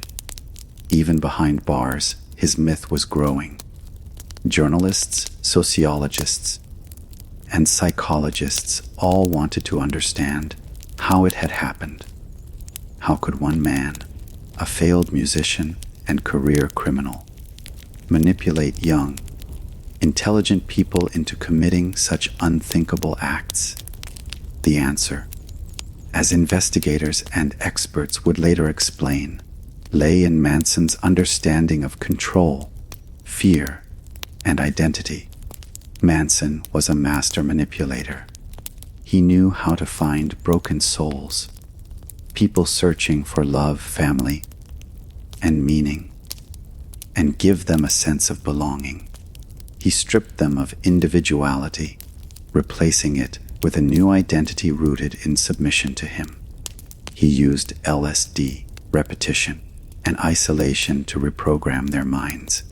At Spawn Ranch, the family lived in a world of constant reinforcement. Charlie is love. Charlie is Christ. Charlie knows the truth. Over time, the line between faith and madness vanished.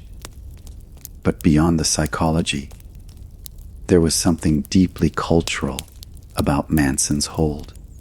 The late 1960s had been an era of rebellion and chaos, protests, war, drugs, and disillusionment. Manson exploited the same idealism that had powered the counterculture, twisting messages of peace and freedom into tools of domination. His family was a grotesque parody of the hippie commune, a place where love became submission and enlightenment became death. After the trial, the media couldn't let go. Manson's interviews became headline material. His rants about society, his cryptic philosophy, his sudden outbursts of violence. In one now infamous television appearance, when asked if he felt remorse, Manson smiled and said, "Remorse for what? Everyone's responsible for everyone else's actions."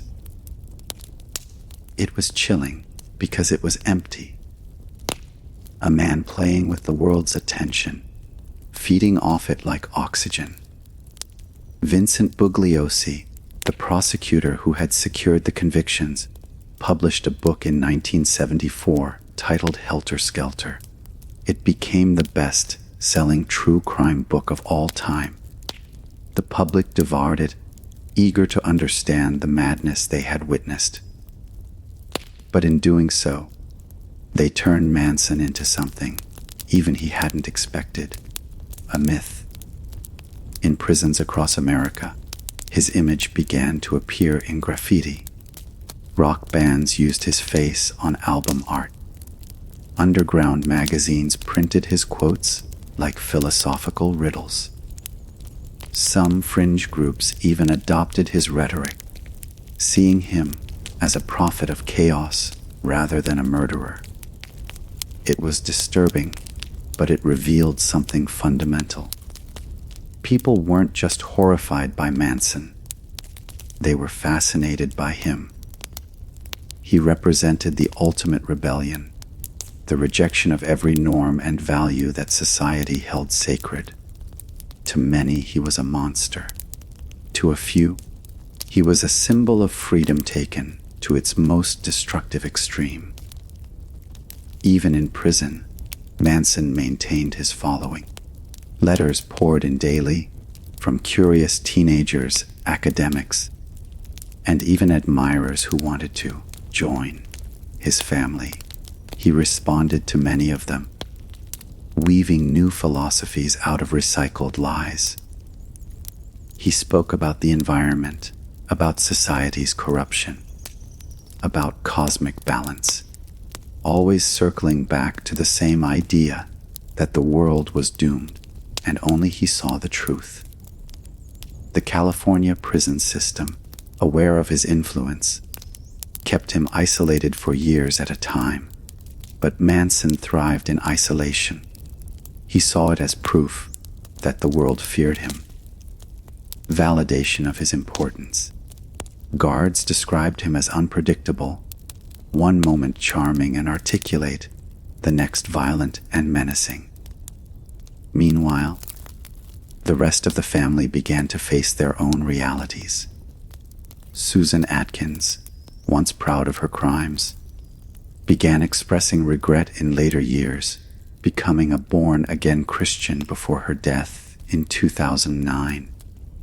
Patricia Krenwinkel and Leslie Van Houten spent decades in prison, each gradually acknowledging the horror of what they had done.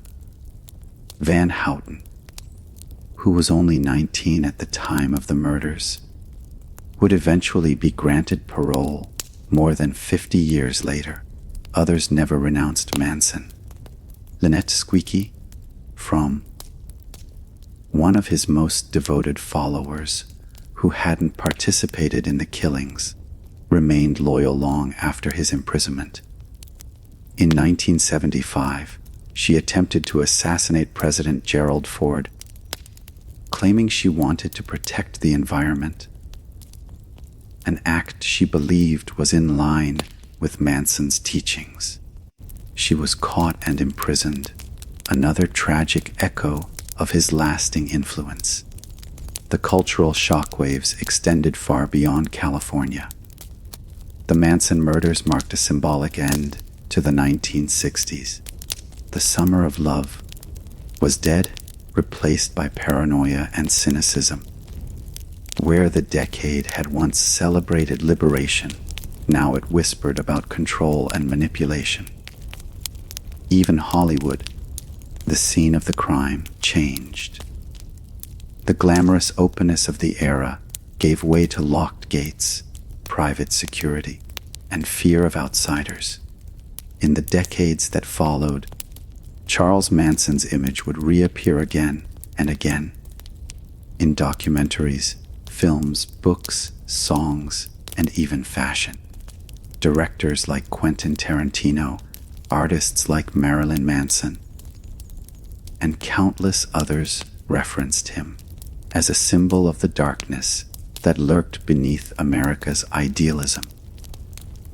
Every generation seemed to rediscover him, not because they admired him, but because they couldn't look away. What made Manson's story so haunting wasn't just the brutality of the murders. It was the psychology behind them. It forced society to confront uncomfortable truths about vulnerability, influence, and faith. It showed how easily charisma could become control, how quickly ideals could turn into violence when guided by the wrong hands. Vincent Bugliosi once said, "Manson was an evil man, but the most frightening thing is how ordinary his evil was. He didn't have power or money, just words, and people killed for them." Even now, decades later, the name Charles Manson evokes fear and fascination in equal measure. His legacy isn't confined to his crimes.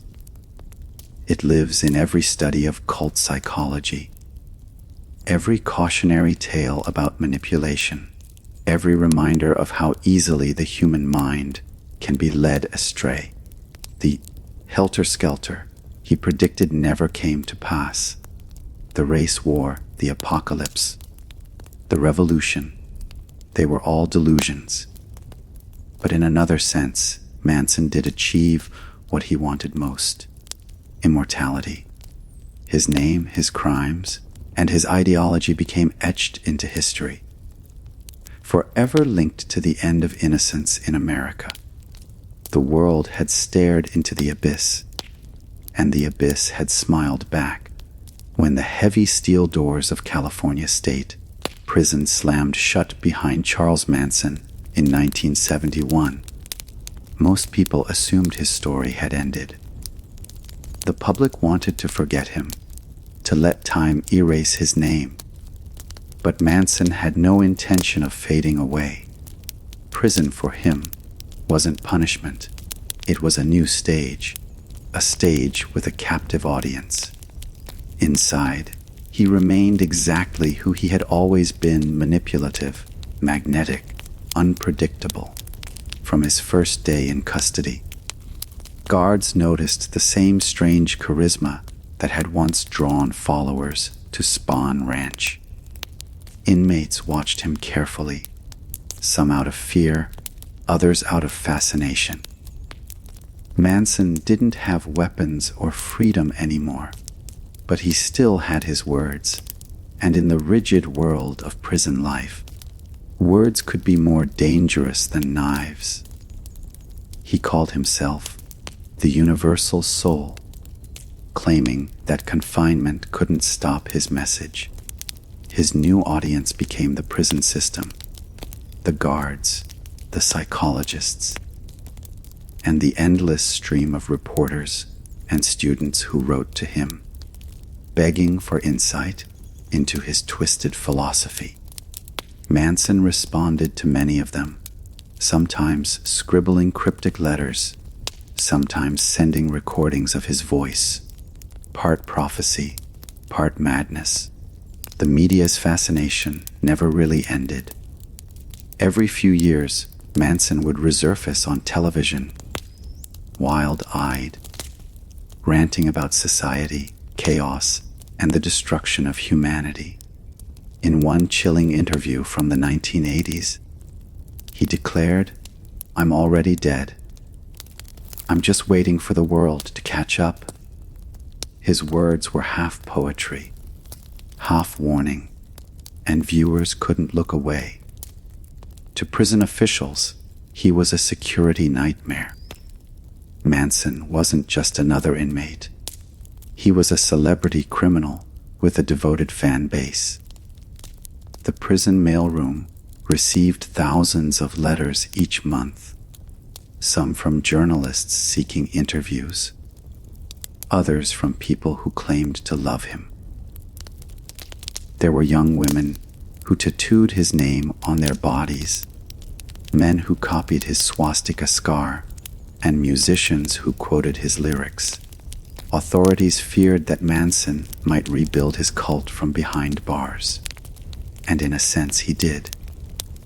Over the decades, he gathered a new generation of admirers, outsiders drawn to his message of rebellion and anti-establishment fury. These weren't the lost youth of the 1960s, but angry outcasts from the 1980s and 1990s who saw him as a prophet of chaos in a world they believed was corrupt. Manson fueled their obsession. He would grant interviews only when it served his purpose. Sometimes he refused to speak at all. Other times he erupted in theatrical outbursts, grinning, shouting, or even singing mid-sentence. It wasn't insanity. It was performance. He knew that every gesture would be broadcast to millions, keeping his myth alive. But beneath the showmanship, Manson grew older, weaker, and more bitter. He spent long stretches in solitary confinement for manipulating other inmates, threatening staff, and attempting to start fires. Even then, he carved symbols into the walls of his cell, swastikas, stars, and cryptic words like ATWA, his self-created acronym for air, trees, water, animals. It was his strange environmental philosophy, a mixture of ecological concern and cosmic delusion. In his mind, Manson had evolved from a cult leader into a prophet of planetary vengeance. He ranted about pollution, the destruction of nature, and humanity's decay. Some of his followers outside prison, mostly young environmental extremists, began to treat ATWA as a spiritual movement. They published pamphlets, built websites, and sent donations to Manson's prison account. The FBI kept close watch on them, fearing that Manson's influence could inspire new acts of violence.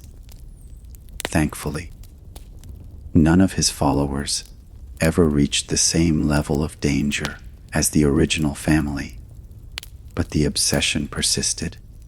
Even in the 2000s, websites dedicated to him attracted thousands of visitors every week. Throughout the years, Manson filed for parole repeatedly, 12 times in total. Each hearing ended the same way: denial. He would appear before the board in his prison uniform, sometimes polite, sometimes defiant.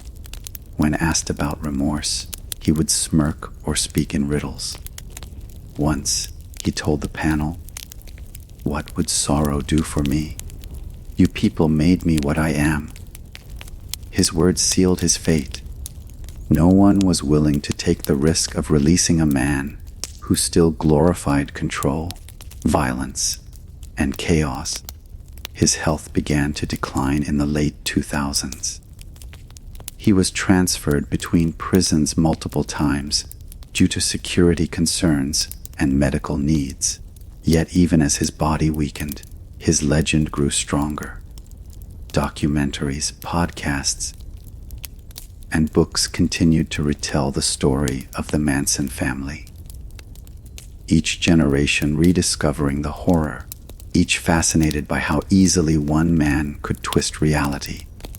In 2014, another strange chapter unfolded. A 26-year-old woman named Afton Starr Burton announced that she was engaged to marry Charles Manson. She had been visiting him in prison for years, claiming to be his spiritual partner. The announcement made global headlines and sparked disgust and disbelief. When asked why she wanted to marry him, she said, "Because he's innocent. The world lied about him." The wedding never happened. Prison officials canceled it after discovering she allegedly planned to use his corpse for profit. After his death, it was a final, grotesque echo of his power. Even in death, Manson was a commodity. By 2017, his health had deteriorated beyond repair. He was transferred to a hospital in Bakersfield under heavy guard, suffering from intestinal bleeding and heart failure. Even then, the world watched closely. Rumors swirled. Was he remorseful? Did he still believe in Helter Skelter? No one knew for sure. Manson remained silent in his final days. On November 19, 2017, Charles Mills Manson died at the age of 83. His death certificate listed natural causes. But for millions who had lived in the shadow of his crimes, it felt like the closing of a very unnatural chapter.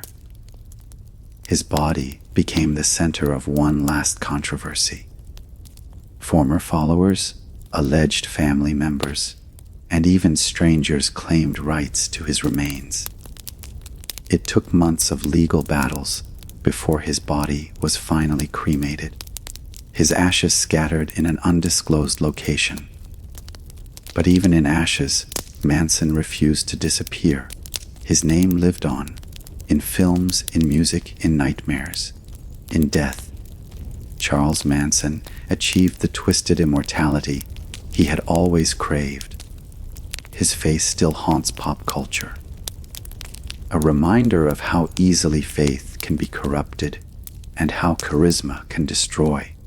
From prison, he had spent nearly 5 decades spreading poison in words and ideology, never once apologizing. Manson's life behind bars proved that evil doesn't need freedom to survive. It only needs attention. And in that, he succeeded completely. The world moved on, but the echo of his laughter, the madness of his vision, and the horror of his crimes remain eternal. The story of Charles Manson is not just about murder. It is about the terrifying power of belief gone wrong. When the news of Charles Manson's conviction spread across America, a collective sigh of relief rippled through the country. Justice, at least on paper, had been served. Yet, for the families of the victims and the millions who had followed the case, closure remained elusive. The wounds Manson and his followers left behind were not just physical. They were cultural, emotional, and deeply spiritual. The summer of 1969 had ended long ago, but its ghosts lingered.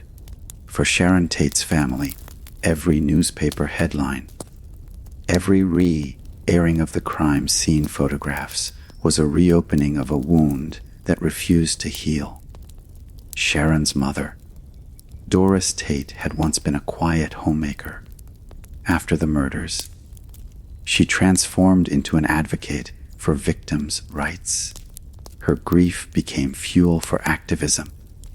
She attended every parole hearing of the Manson family members, standing as the voice of her daughter and all those silenced by senseless violence. Doris fought not only for justice but for dignity, for the memory of Sharon, who had been unfairly reduced to a tragic symbol in tabloids.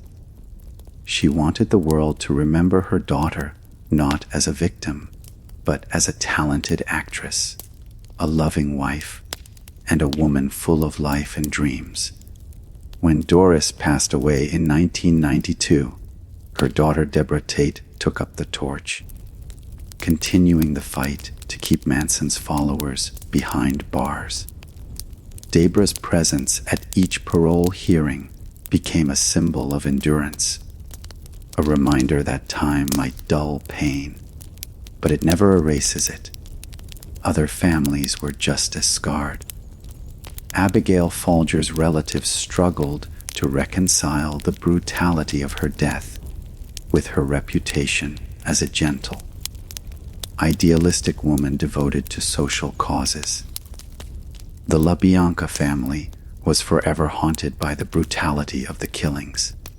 Leno LaBianca's daughter, Corey, would later describe how the murders destroyed her sense of safety and faith in humanity.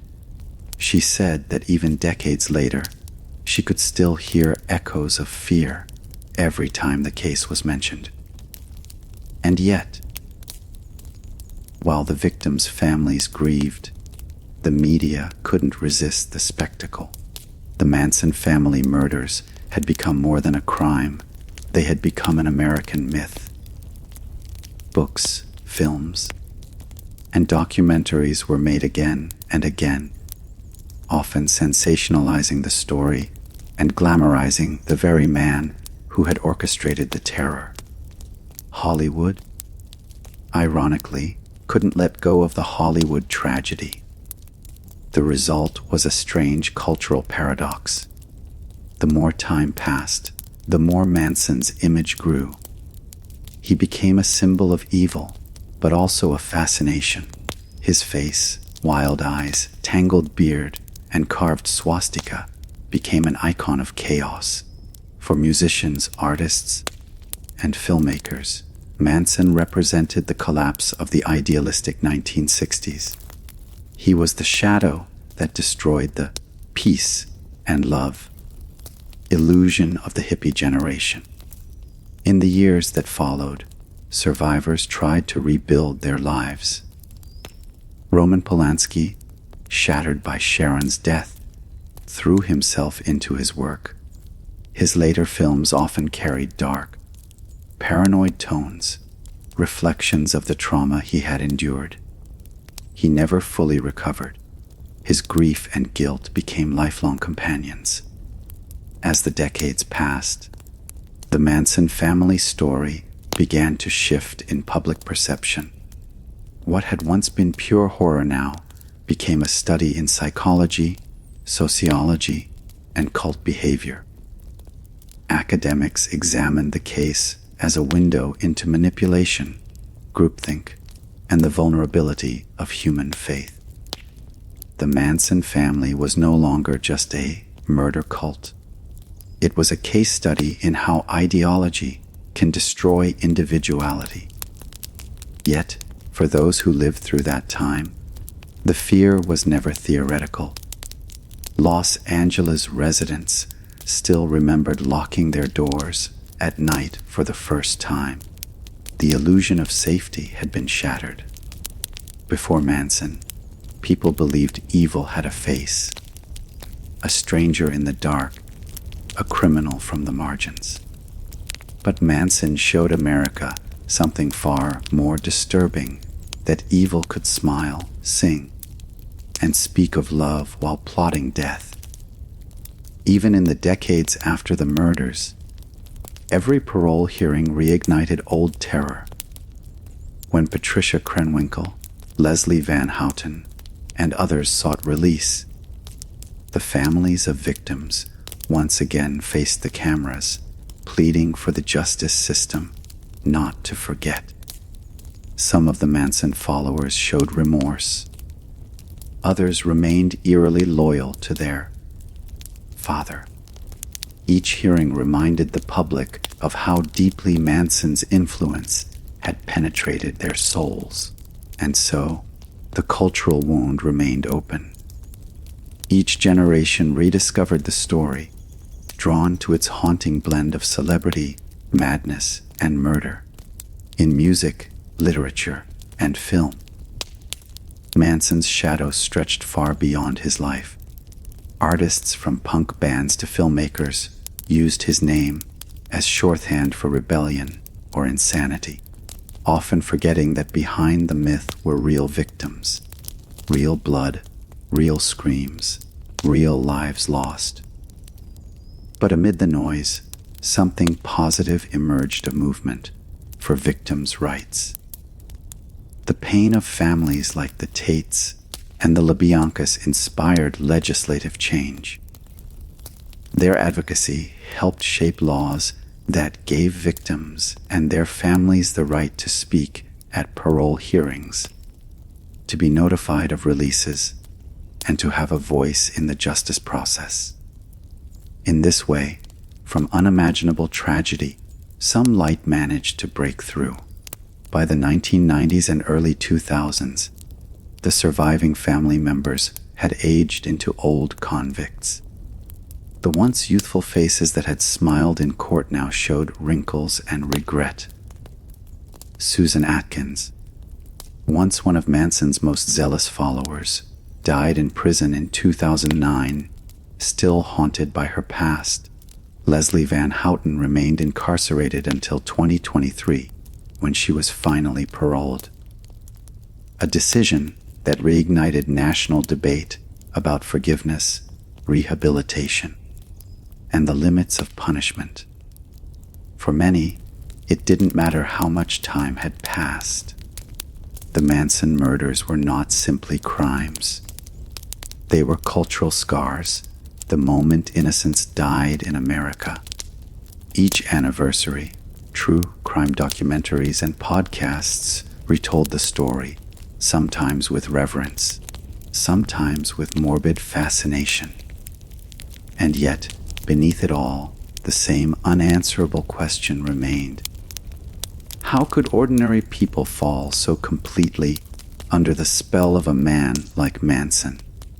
The answer may never bring comfort, but it continues to offer warning. Charisma without conscience, belief without question, and rebellion without morality. These were the ingredients of the family's destruction. In the end, the aftermath of the Manson murders was not just about grief or justice. It was about America learning to see its own reflection in the darkness.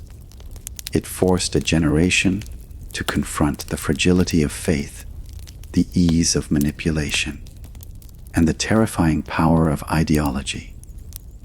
Decades after the blood dried on the floors of Cielo Drive and Waverly Drive, the echoes remain. They whisper in the media, in the art, and in the cautionary tales told to every new generation. Because the true horror of Charles Manson's legacy is not that it ended in 1969. It's that it could happen again. Anywhere, if we ever forget how easily people can surrender their will to another's madness.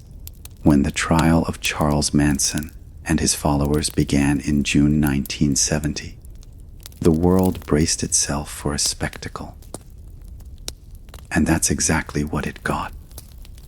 What should have been a straightforward murder trial became a nightmarish theater of chaos, manipulation, and twisted ideology.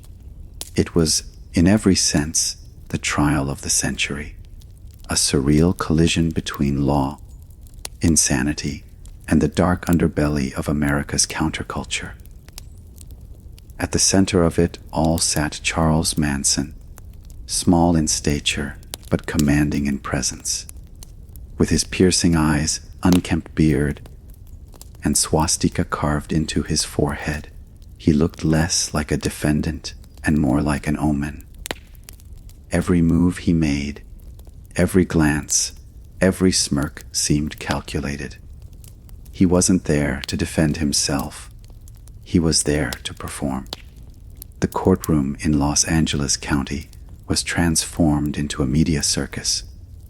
Reporters filled every seat, cameras waited outside, and the public lined up daily just to catch a glimpse of the man who had turned peace-loving hippies into killers. The mood was electric, tense, and unpredictable. Manson thrived in it. He saw the courtroom as his new stage, the audience, the judge, the press, and the nation itself. From the very beginning, it was clear this wouldn't be a normal trial. Manson refused to have a traditional defense attorney, claiming that no one could represent him better than himself. The judge, wary of giving him a platform for chaos, denied the request. Instead, he was assigned a team of lawyers, whom Manson immediately began to undermine. He accused them of betrayal, mocked them in open court, and often shouted over them during proceedings. But if Manson was unpredictable, his co-defendants, Susan Atkins, Patricia Krenwinkel, and Leslie Van Houten, were eerily consistent. They echoed his every word, smiled when he smiled, and laughed when he laughed. They were still under his spell, their loyalty unshaken, even as they faced possible execution. Prosecutor Vincent Bugliosi knew what he was up against. He wasn't just fighting a group of killers. He was fighting an idea, a philosophy that defied logic and morality. To convict Manson, Bugliosi had to prove not only that murders had occurred, but that Manson, who hadn't physically killed anyone himself, had masterminded them. It was a legal challenge unlike any other, and so Bugliosi introduced the world to Helter Skelter. The term, taken from a Beatles song on their White Album, was Manson's twisted prophecy. A belief that an apocalyptic race war was coming, and that the family's murders would help trigger it. According to Manson, Black Americans would rise up against white society, killing millions, and then, after the chaos, would turn to him, the only surviving white man with wisdom, to lead them. It was delusional, grandiose, and terrifyingly sincere. Bugliosi argued that this delusion was the motive, that Manson had ordered his followers to commit the Tate-LaBianca murders to ignite this Helter Skelter revolution. To the jury, it sounded insane, but the evidence made it undeniable. The writings on the walls, the strange symbols, the eerie parallels to Manson's sermons, it all pointed back to him. Manson's behavior in court only reinforced his guilt. He often carved new symbols into his forehead, interrupted witnesses, and threatened the judge. At one point, he stood up and shouted, "I am the devil." And the devil always prevails. The judge ordered him removed from the courtroom more than once. Even more unsettling was the behavior of his followers outside the courthouse.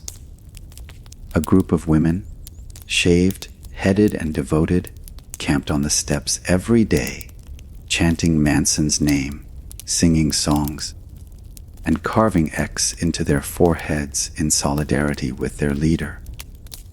They smiled at cameras, calling themselves the family, and claimed that Manson was Christ reborn.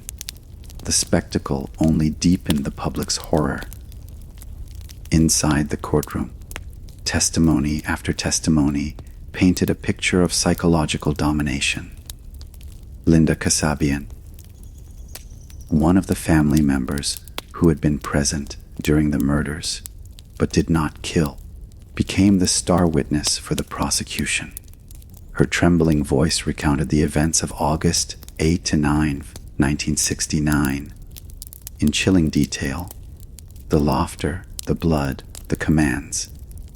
She described Manson as both father and God, capable of twisting reality to his will.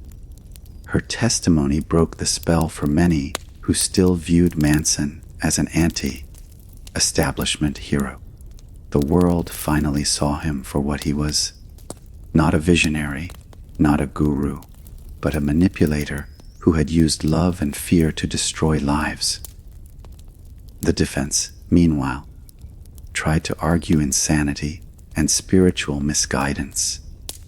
They claimed Manson's followers were victims of mind control, unable to distinguish right from wrong.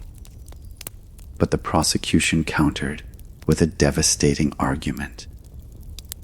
Manson had chosen his victims deliberately, his actions were premeditated, and his control was conscious, not delusional. As the months dragged on, the trial became one of the longest and most expensive in American history at the time. The jury heard gruesome evidence, autopsy photos, crime scene details, and even Manson's eerie music recordings. The defendants often laughed or sang during the proceedings, showing no remorse. Then came one of the most shocking moments. Manson lunged at the judge with a pencil, shouting, "Someone should cut your head off!" Bailiffs tackled him instantly. It was the ultimate proof of his volatility. Even behind bars, he couldn't suppress his need for control, for chaos, for performance. After 9 months, the jury deliberated for 9 days. On January 25, 1971, they returned their verdict: guilty on all counts of murder and conspiracy to commit murder. Manson, Atkins, Krenwinkel, and Van Houten were all sentenced to death. When the sentence was read, the women smiled serenely, as if proud. Manson carved another X into his forehead and declared, "You can kill me, but you can't kill what I represent." Outside the courtroom, his followers continued to chant, but the nation, for the first time, could breathe again. Yet even in victory, the trial left deep scars. The legal system had never faced anything like it. A cult-driven murder spree motivated by apocalyptic ideology. Vincent Bugliosi later wrote Helter Skelter, a book that became the definitive account of the case. It remains the best-selling true crime book in history, not because of its gore, but because it revealed how belief could be weaponized into murder. The Manson trial changed everything.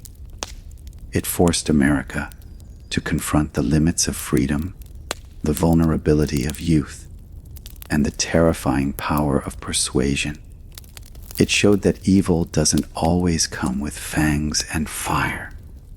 Sometimes it comes smiling, preaching peace, and carrying a guitar.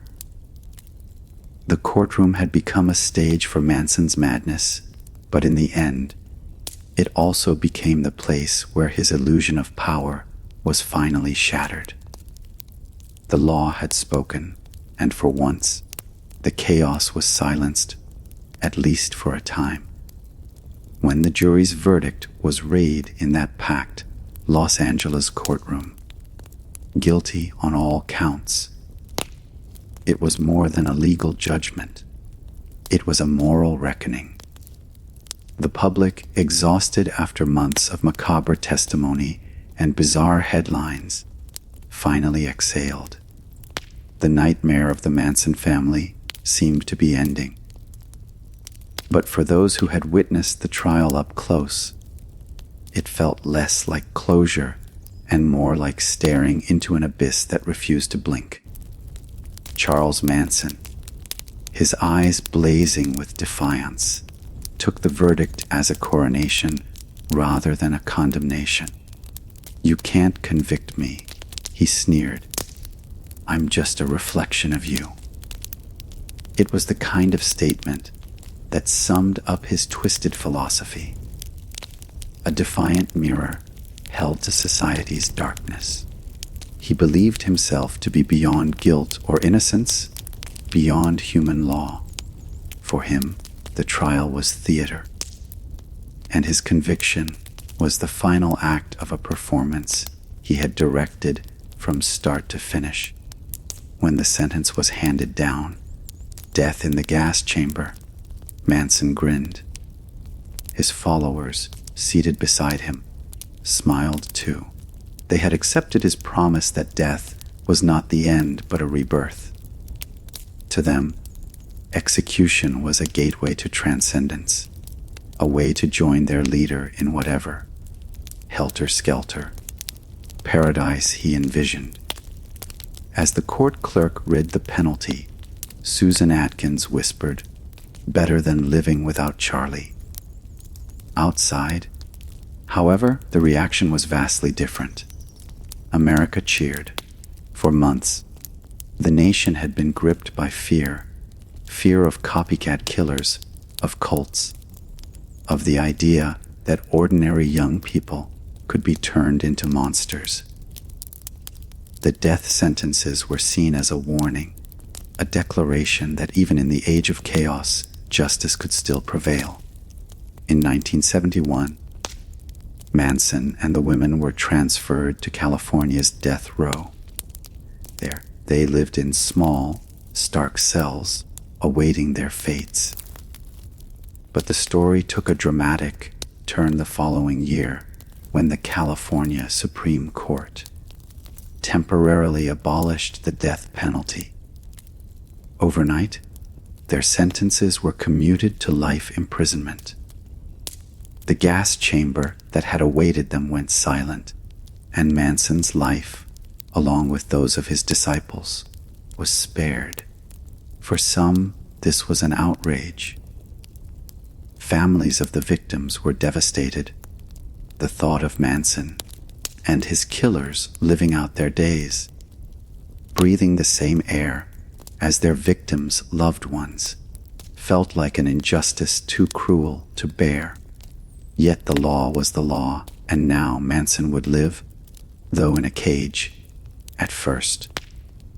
The Manson family members remained fiercely loyal. They wrote letters to one another from their separate prisons, repeating his teachings, signing off with phrases like, "In love with Charlie forever." They believed the revolution was still coming, that their leader would be freed, that Helter Skelter would eventually unfold. But time, isolation, and distance began to erode the spell. Without the daily presence of Manson to reinforce his authority, cracks appeared in the family's faith. Some of the women began to reflect on their crimes. They watched the years pass through prison bars, realizing that the spiritual awakening Manson had promised had brought nothing but death and ruin. Susan Atkins, once one of Manson's most fervent believers, started to break away from his ideology in the late 1970s. She turned to Christianity, expressing remorse for her role in the murders. In a letter, she wrote, "There is no excuse for what I did, only the understanding that I was lost, and he took advantage of that." Still, many refused to forgive her. Patricia Krenwinkel also began to change. once known for carving war into a victim's chest at Manson's command. She later described how she had been emotionally enslaved by him. Years of therapy in prison led her to confront the truth that she had surrendered her moral compass to a man who had nothing but contempt for humanity. Leslie Van Houten, the youngest of the killers, was only 19 at the time of the murders. Her story became one of the most debated. Over the decades, psychologists, legal experts, and even some victims' families acknowledged that she might have been redeemable. Van Houten became a model prisoner, earning college degrees and mentoring others. Still, every time her parole was granted, it was met with fierce opposition. For many, the shadow of those bloody nights was too dark to forgive. Meanwhile, outside prison walls, the remnants of the family scattered.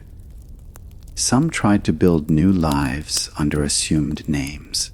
Others remained trapped in delusion.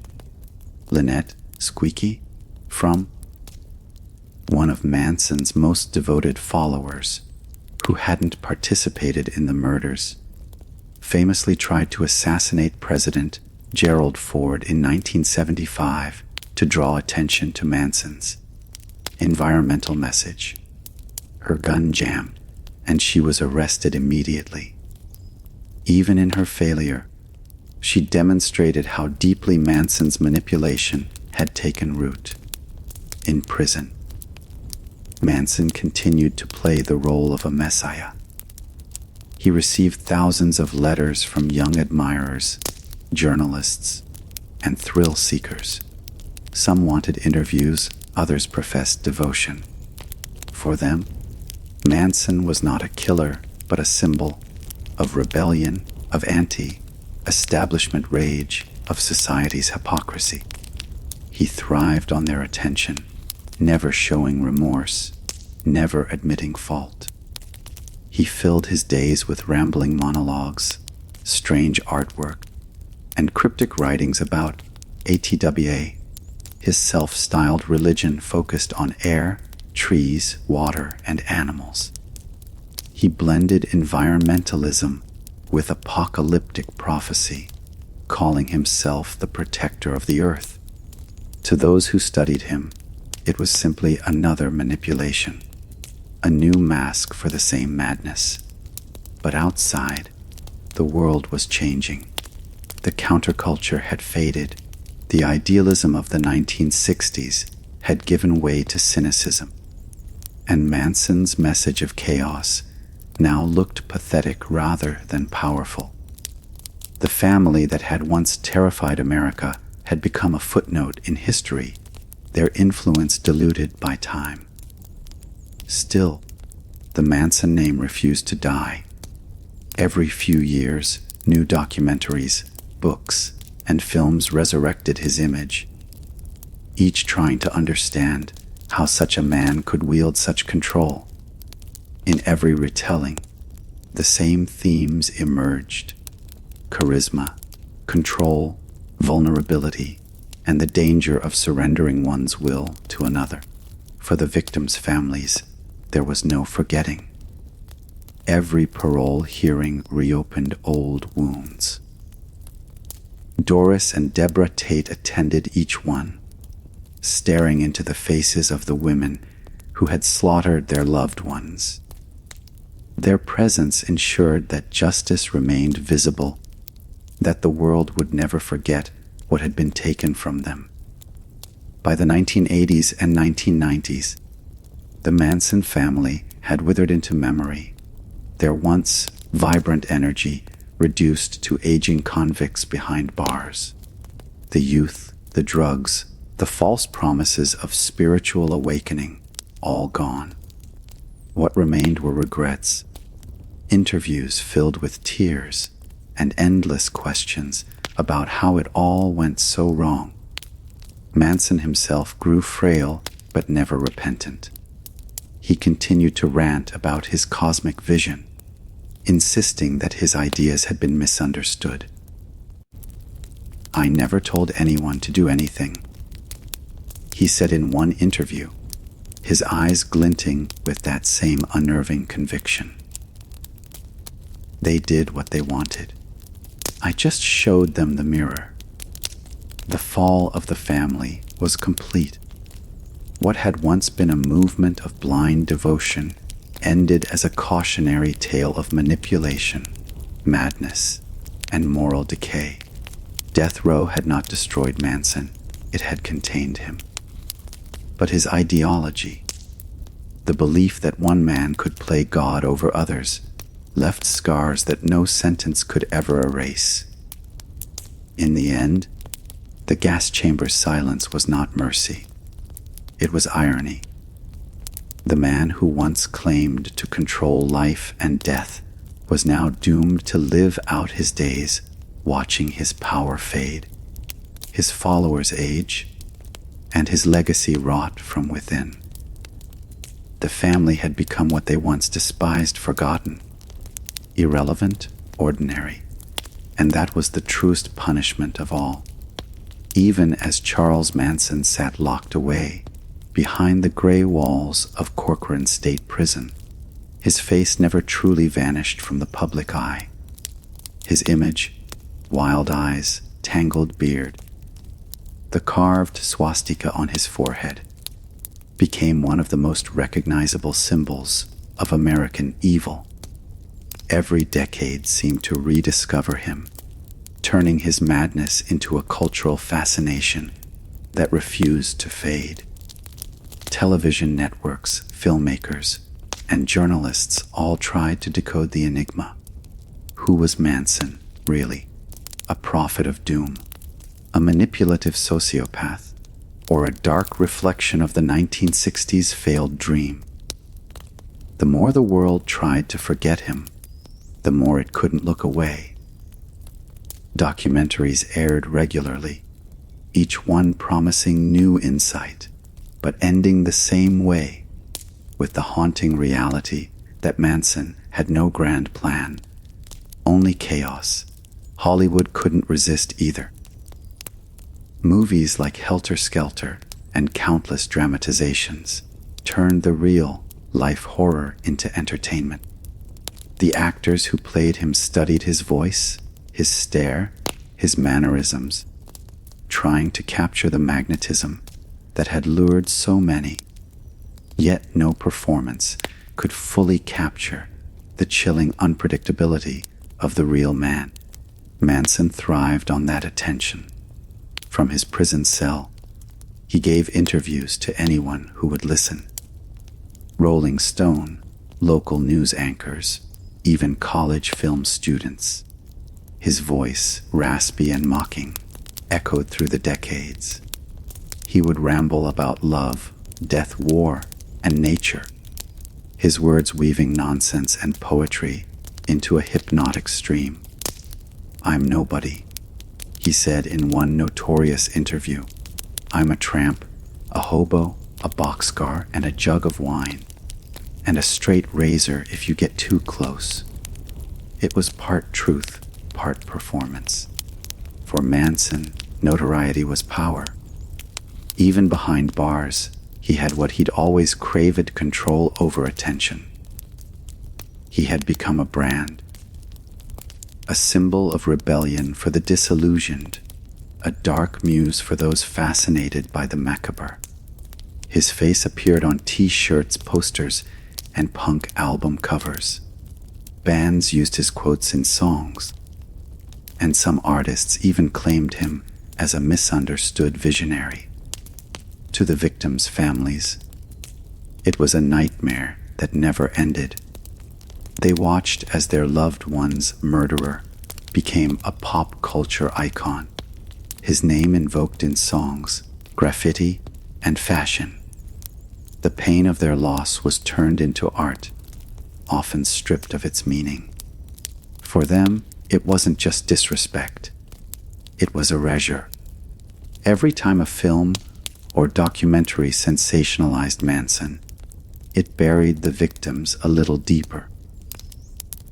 Yet part of the reason Manson's story endured was because it spoke to something deeper than crime. It touched on fear, the fear of losing control, of seeing ordinary youth transformed into killers by one man's words. In the late 20th century, when cults, mass movements, and conspiracies filled headlines, Manson became the prototype, the warning of what happens when charisma turns into a weapon. Psychologists dissected his mind for decades. They labeled him a narcissist, a sociopath, a paranoid delusional, but no diagnosis seemed to contain him fully. Manson was not just insane, he was strategic. He had studied people, learning how to exploit loneliness, insecurity, and the yearning for purpose. He had turned love into a leash and faith into a weapon. The media, too, bore part of the blame. By turning him into a dark celebrity, it gave him what he wanted most: immortality. He didn't need freedom, he had fame. Each new documentary, every anniversary special, every headline that mentioned the Manson murders kept his myth alive. Inside prison, Manson cultivated that image deliberately.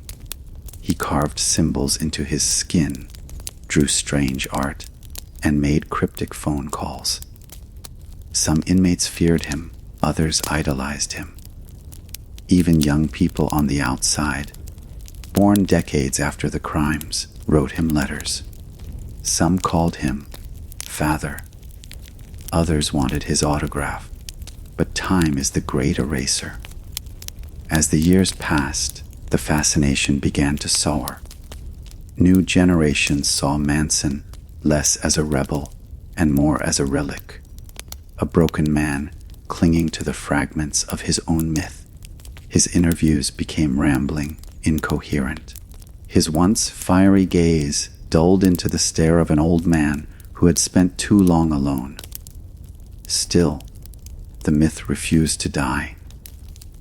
Each time a cult emerged or a charismatic leader led followers to tragedy, journalists invoked his name. From Jonestown to Heaven's Gate to NXIVM, the echoes of Manson's manipulation were unmistakable. His blueprint, control through love, obedience through fear, became the warning sign psychologists used to identify dangerous leaders. In the early 2000s, a new wave of true crime fascination swept through pop culture. Podcasts, docuseries, and social media resurrected the Manson story for a new audience. Younger listeners, far removed from the summer of love, discovered the case like an ancient legend. The more the world changed, the more the story stayed relevant, a cautionary tale wrapped in morbid curiosity. But behind the spectacle, the truth remained hauntingly simple. Charles Manson was not a genius, not a prophet, not even a master manipulator in any supernatural sense. He was a man who understood weakness, who found lost souls and filled their emptiness with poison. His so-called philosophy was a patchwork of half-understood religion, stolen music lyrics, and rage against a world that had never wanted him. By the 2010s, Manson's health had begun to fail. He was in and out of hospitals, his body worn down by age and decades of confinement. Yet even then, reporters waited for a final statement, a confession, a moment of remorse. None came. When asked if he felt sorry for the victims, he simply smiled and said, "What's done is done." In November 2017, Charles Manson died of natural causes at the age of 83. The news spread instantly. An old evil finally gone. Yet even in death, he divided the world. Some mourned, some cheered, and others simply sighed, relieved that a long, strange chapter of history had closed. His remains became the subject of a legal battle.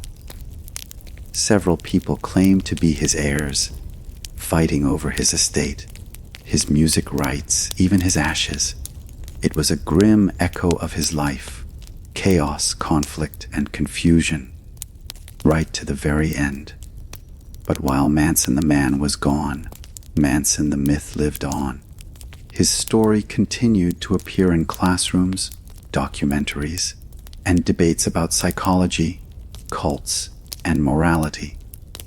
He remained the ultimate symbol of corrupted charisma, the man who turned peace into violence and faith into fear. In a world obsessed with fame, Charles Manson stood as the darkest mirror imaginable, a man who achieved immortality not through greatness, but through horror. His name became a warning carved into American history that the power of persuasion, when guided by madness, can destroy not only lives, but ideals themselves.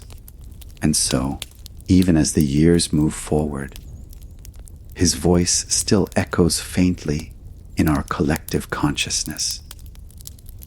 A whisper from the shadows reminding us that evil doesn't always come with a monster's face. Sometimes it smiles, preaches love, and calls itself family. The story of Charles Manson didn't end with his death in 2017. If anything, his absence made his presence even more haunting. The world he left behind still carried his imprint, a stain on the cultural psyche that refused to fade. His crimes were not only acts of violence, but also ruptures in the collective trust of a generation. To this day, the name Manson doesn't just describe a man. It represents an idea, a warning, and a wound. In the aftermath of his death, journalists, scholars, and psychologists began re-examining his influence. They asked the same question that had lingered since 1969. How could one man convince others to kill for him? The answers, layered and complex, pointed to deeper truths about human vulnerability, charisma, and the hunger for meaning in a chaotic world. Charles Manson had tapped into a cultural weakness. The 1960s had promised love, peace, and freedom, but it had also created confusion and disillusionment. Young people searching for truth found a man who offered certainty, no matter how twisted it was. Manson's family didn't begin as murderers. They began as seekers, people longing for belonging, purpose, and love. He saw their pain, and he weaponized it. That was the true horror of Manson's legacy. Not simply the murders, but the revelation of how easily good intentions could be corrupted. It forced America to confront the fragility of its ideals. The hippie movement's dream of utopia had collapsed under the weight of manipulation, ego, and violence. Love and peace had become death to pigs. The transformation was so grotesque that it shattered the public's faith in the innocence of the counterculture forever. But beyond the cultural betrayal, the Manson case became a roadmap for understanding cult psychology. Law enforcement agencies, sociologists, and psychologists began studying the dynamics of control that Manson had mastered. How isolation, repetition, and ideology could break down free will. His case became required reading in courses on social psychology and criminal behavior. The Manson method, as some researchers called it, showed that brainwashing wasn't magic. It was manipulation, perfectly timed and ruthlessly applied. Decades later, those same methods could be seen echoed in modern extremist groups, online cults, and radical movements. Manson had been a man of his time, but the blueprint of his power outlived him. He showed that charisma could be more dangerous than a weapon, and that the thirst for belonging could make even intelligent people blind to horror. For the survivors and the families of victims, the lesson was more personal and far more painful. They learned that justice could never erase loss. Doris and Deborah Tate's tireless advocacy for victims' rights reshaped California law and inspired similar reforms across the United States. Every parole hearing, every public statement, was a stand against the glorification of violence. Through their strength, they turned grief into action. In interviews, Deborah Tate often said that the hardest part wasn't the memory of the murders. It was how easily the world turned them into entertainment. People forget that this isn't a movie, she once said. These were real lives, real people, and real pain. Her words carried the weight of a truth that society too often overlooks. Behind every notorious killer is a trail of forgotten victims.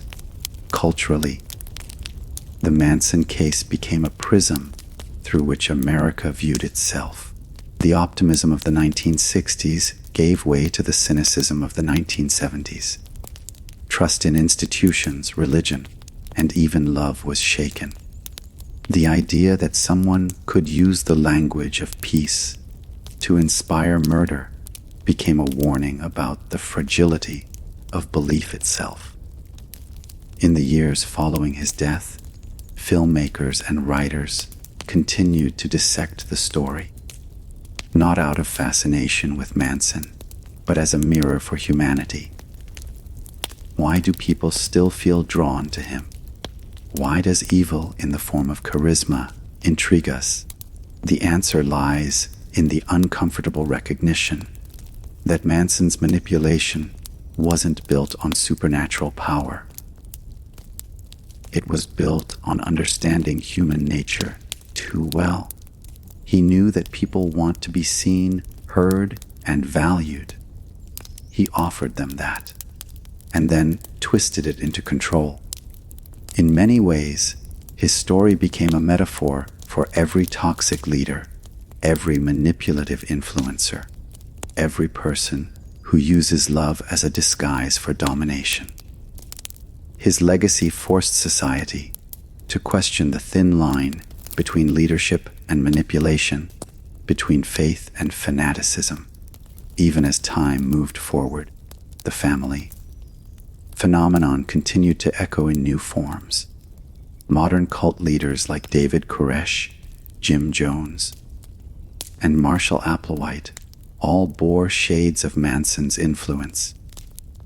The idea of the charismatic savior leading the lost to destruction became a tragic pattern repeated throughout history. Manson was not the first, but he became the archetype, and so his shadow remained. It lived in the collective fascination with true crime, in the documentaries that revisited his story, and in the cultural conversations about violence, control, and belief. Yet, within that darkness, there were lessons that outshined the horror. The first was the resilience of truth. Despite Manson's manipulations, despite his followers' devotion, the truth eventually surfaced. The justice system, though imperfect, exposed his lies and held him accountable. The second lesson was the endurance of love. The families of the victims, through unimaginable loss, found strength in their shared grief. They built legacies of compassion and advocacy out of the ashes of tragedy. And perhaps the most important lesson was the recognition that evil often wears ordinary faces. Manson didn't look like a monster when he preached on the beach or played his guitar in the desert. He looked like someone's friend, someone's leader, someone's savior. His story reminds us that the most dangerous kind of evil is the one that pretends to love us. By the time the 21st century had fully embraced the digital age, Manson's story had become a cautionary tale for new generations facing different kinds of manipulation. The same psychological vulnerabilities he exploited could now be seen in online radicalization, influencer cults, and conspiracy movements. His methods had evolved with technology, but the essence remained unchanged. Find the lonely, promise meaning, and demand obedience. In that sense, the true legacy of Charles Manson was not confined to a time or a place. It was a mirror of humanity's darkest potential. He proved that evil doesn't always arrive as a stranger with a weapon. Sometimes it arrives as a friend with a smile and a promise of love.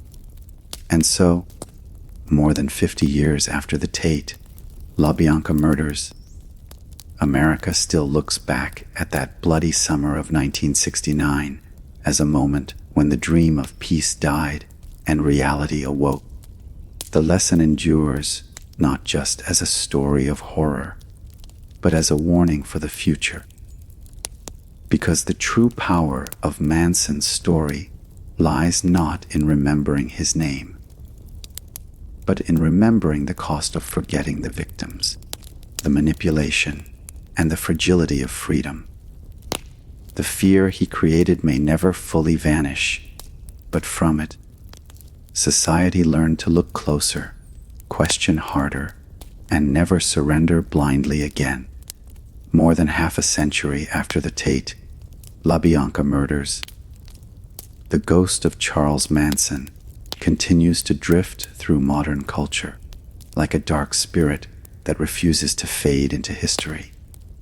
Though his body is gone, his myth lives on in music, film, art, and even fashion. To some, he's the embodiment of evil. To others, a disturbing symbol of rebellion gone wrong. Either way, Manson's shadow stretches across generations, shaping how America talks about violence, fame, and manipulation. When the 1970s faded into the 1980s, Manson's name still clung to the headlines. Punk rock bands wore his face on T-shirts as a symbol of anti-establishment chaos.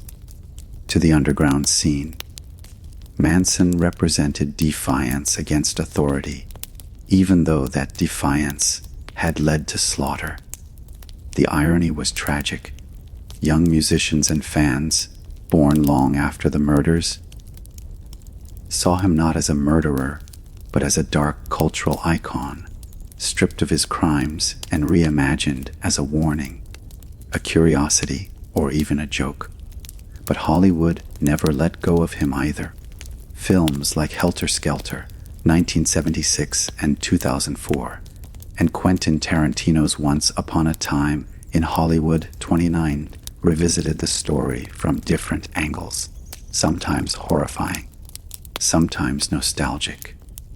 Tarantino's film, in particular, flipped the tragedy into a fantasy of revenge, letting Sharon Tate live and the family perish. It was fiction, yes, but it revealed something profound about collective trauma. Even half a century later, people still long to rewrite the ending. True crime exploded in the 21st century, and Manson became its grim patron saint. Documentaries, podcasts, and streaming series re-examined every detail of his crimes, from his manipulation of the family to the smallest inconsistencies in police reports. Viewers, fascinated by human darkness, consumed his story as entertainment. The Manson murders became a genre unto themselves, an endless retelling of how madness, once hid in plain sight beneath California sunshine. Yet beneath the obsession lay a deeper question. Why does Manson's story endure while so many others fade? The answer lies in what he represents. He's not just a killer. He's a metaphor for the collapse of innocence, the death of idealism, and the corruption of freedom.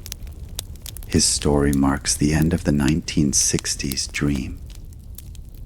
The hippie era had promised enlightenment, but Manson twisted its language of love into instruments of control.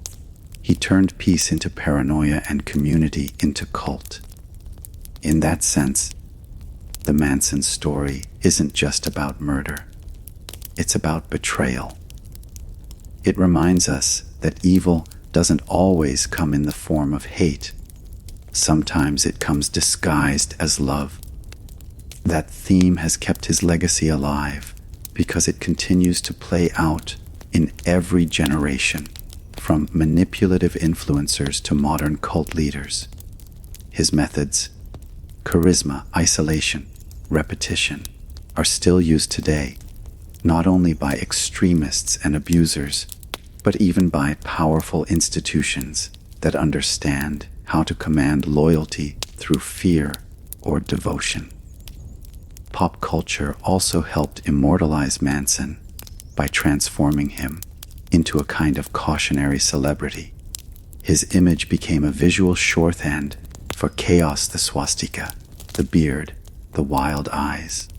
Musicians like Guns N' Roses controversially recorded his songs, while artists such as Marilyn Manson borrowed his name to provoke. For some, invoking Manson became an act of rebellion against moral order. For others, it was a perverse fascination with the abyss. Yet each reappearance of his face raises a troubling question. At what point does remembrance become glorification? The true crime genre, with all its fascination for killers, often risks turning monsters into legends. Manson, more than anyone, understood that fame was its own form of immortality. "I am nobody," he once said, "but I'm everybody's nightmare." In the years after his death, that prophecy proved eerily true. But the myth doesn't survive only because of curiosity. It survives because of what it exposes about us. Humanity has always been drawn to darkness. We are both horrified and hypnotized by those who defy moral boundaries. In that way, Manson became a mirror, reflecting our own contradictions, our hunger for meaning, our fear of manipulation, and our fascination with evil dressed in charisma. Modern storytellers continue to dissect him not to celebrate, but to understand. Every new documentary or film tries to unravel the same puzzle. What makes ordinary people surrender their will to someone else? The answers echo across time. Loneliness, desperation, the need to belong, the illusion of love. Manson exploited all of them, and in doing so, revealed the vulnerabilities of the human soul. Today's culture of social media influencers, extremist echo chambers, and online cults often mirrors the Manson family dynamic in unsettling ways. Leaders promise enlightenment, followers surrender autonomy, and truth dissolves into ideology. The world has changed, but the psychology of control remains the same. In that sense, Charles Manson's family was a grim foreshadowing of modern mass manipulation. Even in academia, his case endures. Universities teach the Manson murders not only as criminal history, but as a study in sociology, psychology, and media ethics. Professors use his story to illustrate how a society's ideals can be twisted into destruction when unchecked by moral grounding. For students born decades after the murders, the story still feels uncomfortably current. Meanwhile, the memory of Sharon Tate and the other victims has also taken on new life. In recent years, efforts to humanize them, not as symbols of tragedy, but as individuals, have grown stronger. Documentaries and memorial projects focus not on the killer, but on the beauty and humanity that was lost. Sharon's warmth, her laughter, her dreams of motherhood. These details remind the world that the Manson story isn't just about evil, but about the light that evil tried to extinguish. In that shift of focus lies perhaps the most important transformation of all. The modern era no longer needs Manson as a symbol of fear. Instead, it needs his story as a warning, a reminder of how easily people can be seduced by false prophets, and how fragile truth becomes when we stop questioning. Even in death, Manson's myth refuses to disappear because it still holds relevance. Each generation that encounters his story finds something of its own reflection within it. Whether it's the danger of blind obedience, the corruption of ideology, or the seduction of fame, the Manson myth survives because the human flaws that created him still exist in all of us. The irony is that Charles Manson wanted to start a revolution that would change the world. In a way, he did, but not the way he imagined. He left behind no kingdom, no army, no legacy of love. What he left was a cautionary tale, etched in blood and fear. A reminder of what happens when charisma replaces conscience, and when the promise of belonging becomes the path to destruction. Half a century later, the echo of his name still carries weight. It's a whisper of history's darkest chapter, a mirror of manipulation, and a symbol of what humanity must never become again. And though the world has changed, the warning remains timeless. Beware of the voice that offers salvation at the cost of your soul. When the story of Charles Manson finally closes, what remains is not just a tale of blood and madness. It's a reflection of humanity itself. The murders, the manipulation, the hysteria, and the decades of obsession all reveal something about who we are, what we fear, and what we are capable of when morality collapses beneath charisma. Manson may have died behind bars, but the darkness he embodied still lingers, not because of his power, but because his story touches the most fragile corners of the human soul. Looking back over 50 years after that summer of 1969, the Manson case feels like both a historical event and a cautionary myth. It began as a crime, but evolved into something far larger. A cultural wound that forced America to confront the shadow side of its own ideals. The 1960s had promised freedom, peace, and spiritual awakening. But in the hands of a manipulator, that freedom became chaos, that peace became violence, and that spirituality became delusion. Manson didn't just destroy lives, he destroyed an illusion. For every survivor, every investigator, and every historian who has revisited this story, one truth emerges. The Manson saga is not just about one man's evil. It's about how evil can thrive when good intentions meet blind faith. His followers weren't demons. They were lost children, searching for meaning in a world that had forgotten them. That is perhaps the most disturbing lesson. Evil doesn't always arrive with horns and fangs. Sometimes it arrives as comfort, understanding, and false love. As society evolved, the legacy of the Manson murders became a mirror for new generations. Each decade found new ways to interpret it. The 1970s saw fear, the 1980s saw fascination, the 1990s and 2000s turned it into study, and the 2010s and beyond transformed it into a story of warning. True crime enthusiasts, journalists, and psychologists have all asked the same question. What can we learn from Manson's darkness that might prevent its return? The answer lies in awareness. Manson thrived because his followers surrendered their critical thinking. He demanded faith over logic, loyalty over truth. The world today, flooded with voices that promise belonging and certainty, faces the same danger. Whether through extremist ideologies, manipulative influencers, or charismatic leaders, the temptation to stop questioning remains powerful.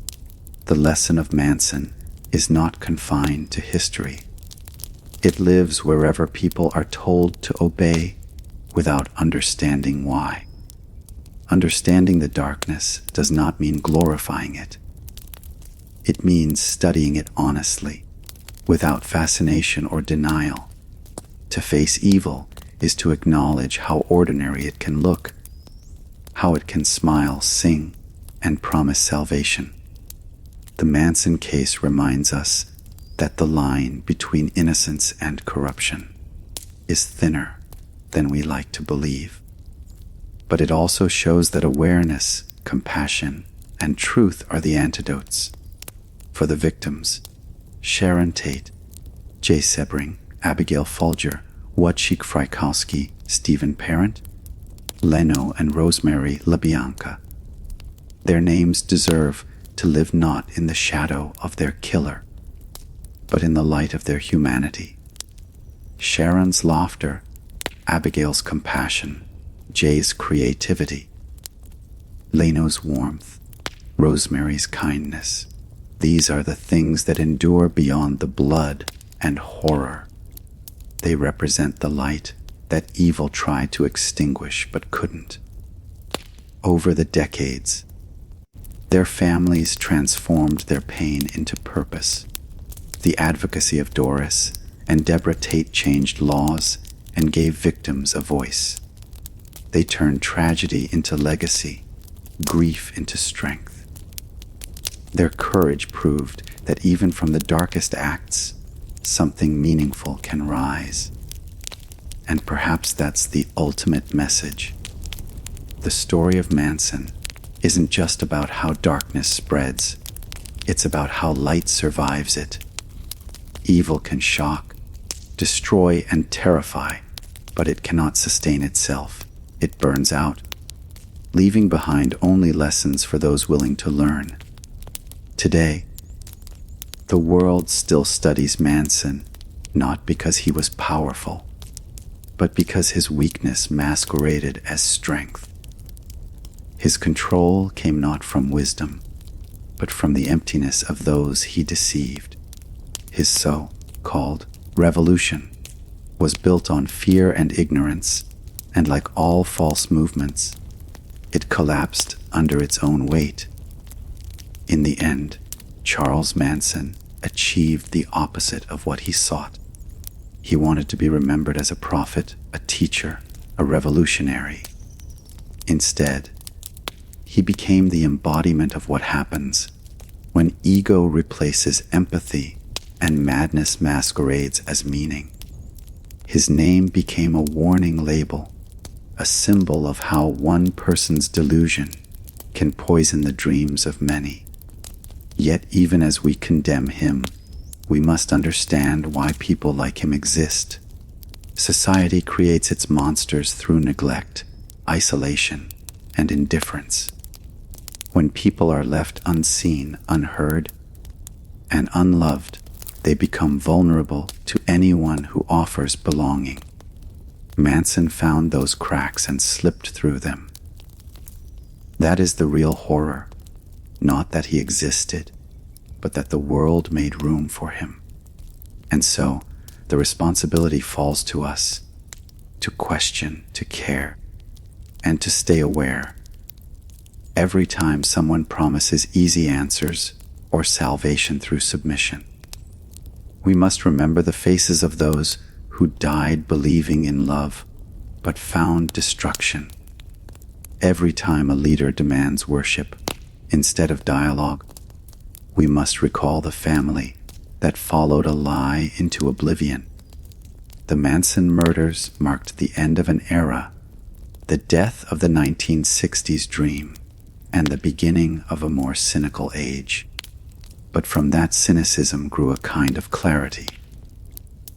America learned to look deeper, to distrust blind devotion, and to recognize that evil can wear any disguise. The story's survival ensures that the same mistakes are harder to repeat. In the quiet, after all the noise, one truth endures: understanding the darkness is the only way to protect the light. If we turn away from it, it grows stronger. If we confront it, learn from it, and remember the human cost behind every act of horror, then perhaps those lost in 1969 did not die in vain. The legacy of Manson is not his madness, it is our awareness of it. And as long as that awareness survives, his power ends where understanding begins. So when the story of Charles Manson is told one last time, let it not be about the cult, the murders, or the madness. Let it be about what we learned, the fragility of freedom, the danger of blind faith, and the enduring strength of truth. Because in the end, the light only truly shines when we remember the shadows that once tried to consume it.